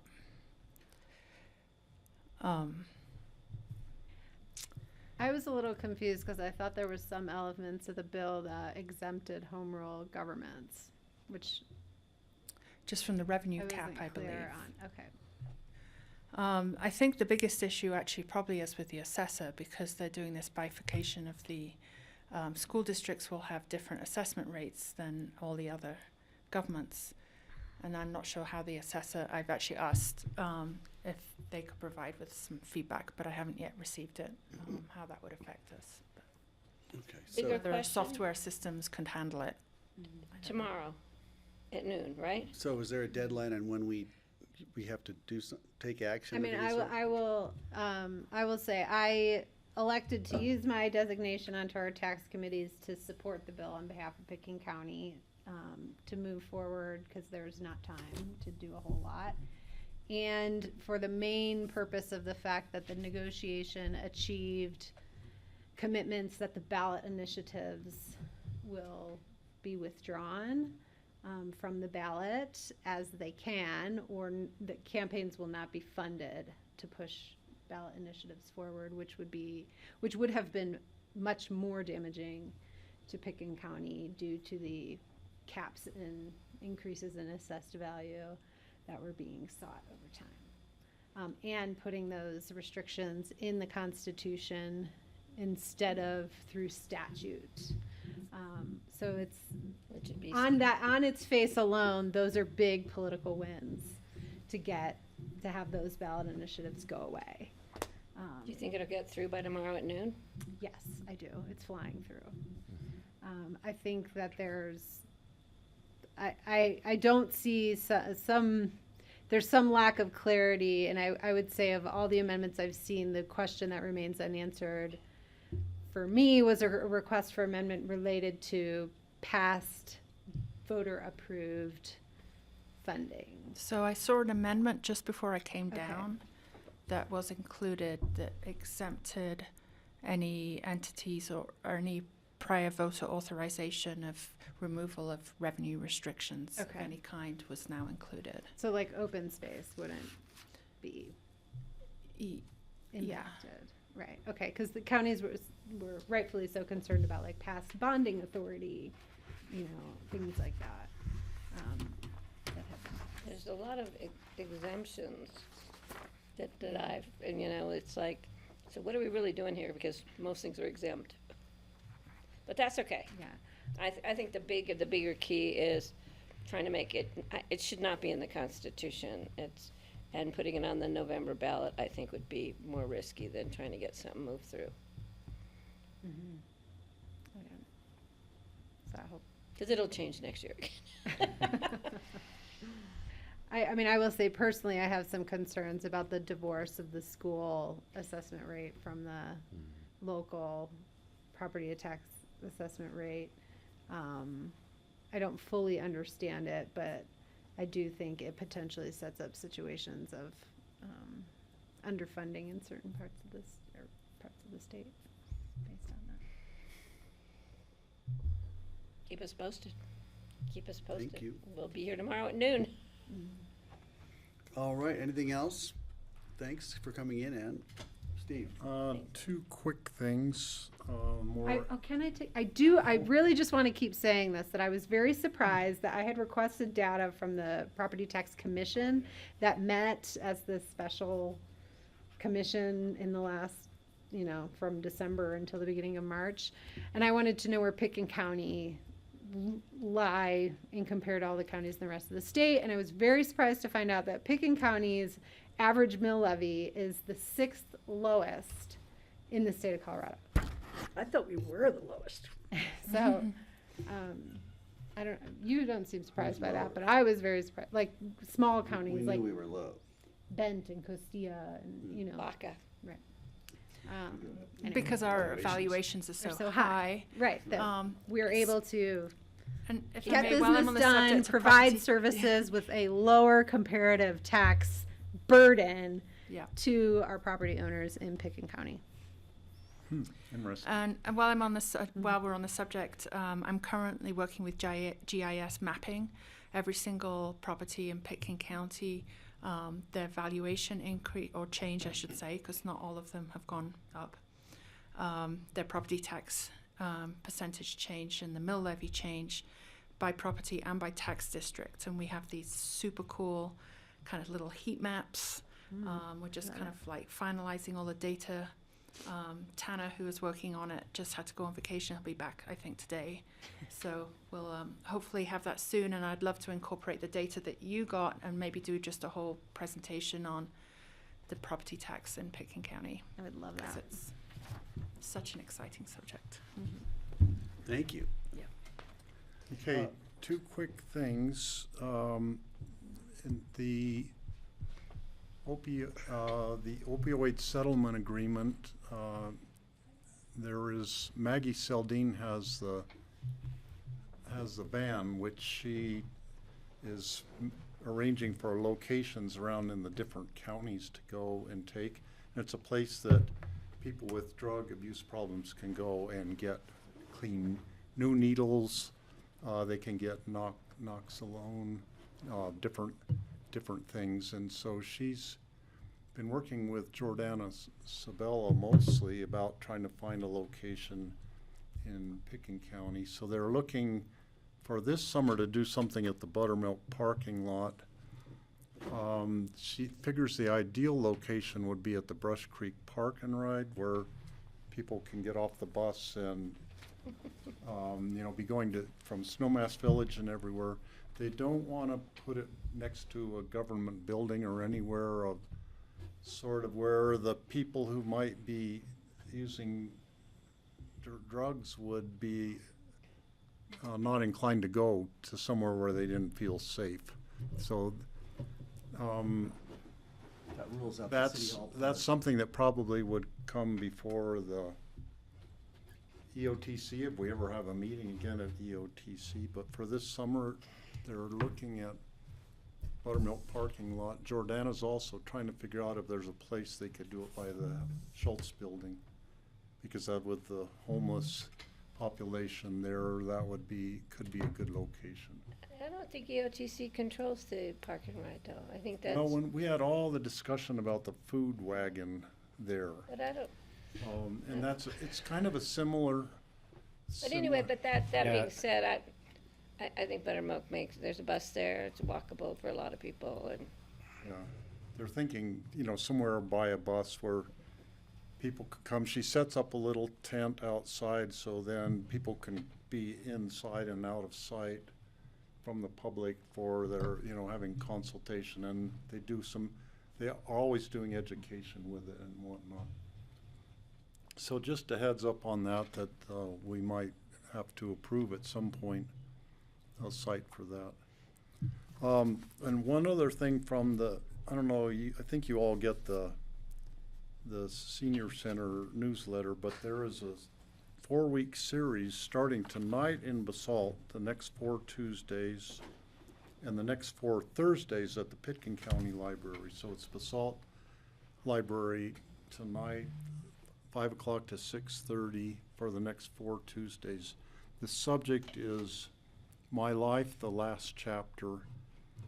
So for instance, tonight, Steve Ayers, our coroner, and Allison Daly from Pathfinders are doing addressing the question why and how we must plan. There's one on legal and financial guidance, choices for end-of-life care, and what it means to die a good death are the 4 main topics. So it's all sort of to help people prepare financially and mentally and physically for end-of-life situations. And I think Steve Ayers will probably tell a lot about the cases that he's told us a little bit about, where a young person dies in an accident or something, and then the coroner's office helps the family try to deal with this situation, and nobody's prepared. They haven't prepared for end of life, and so then it's a mess to clean up all the financial and legal kind of stuff. So that's kind of the purpose of having this discussion, sponsored by the senior services is one of the main project. And it's the Senior Services Council is a lot of the volunteers doing the work on this.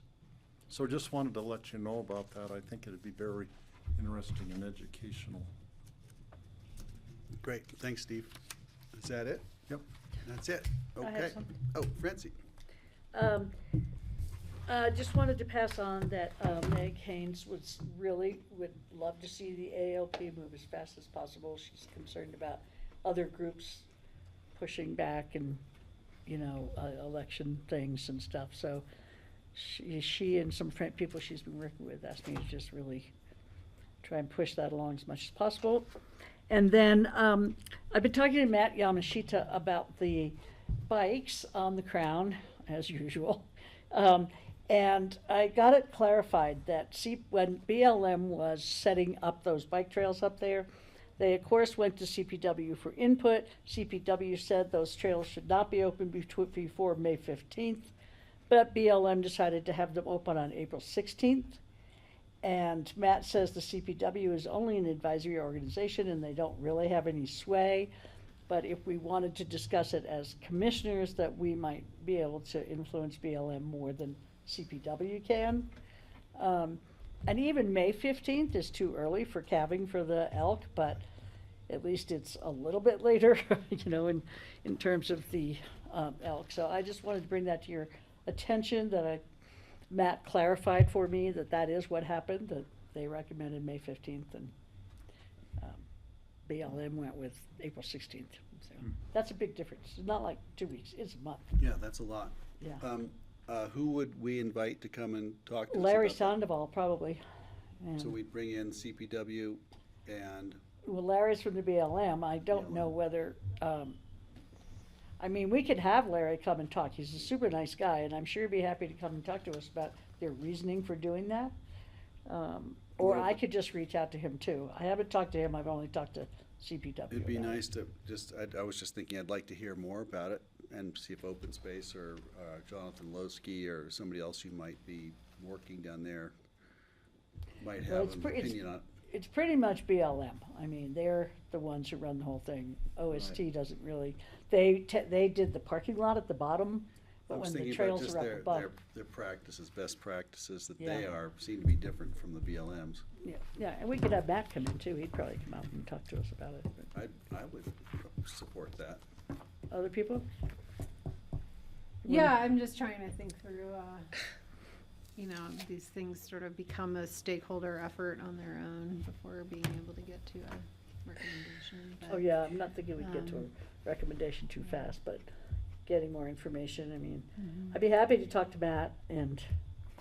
It's interesting that the CPW recommendations get ignored as often as they do It seems that way, doesn't it? by either the Forest Service or the BLM, and I agree. I think And we us. should have a trigger.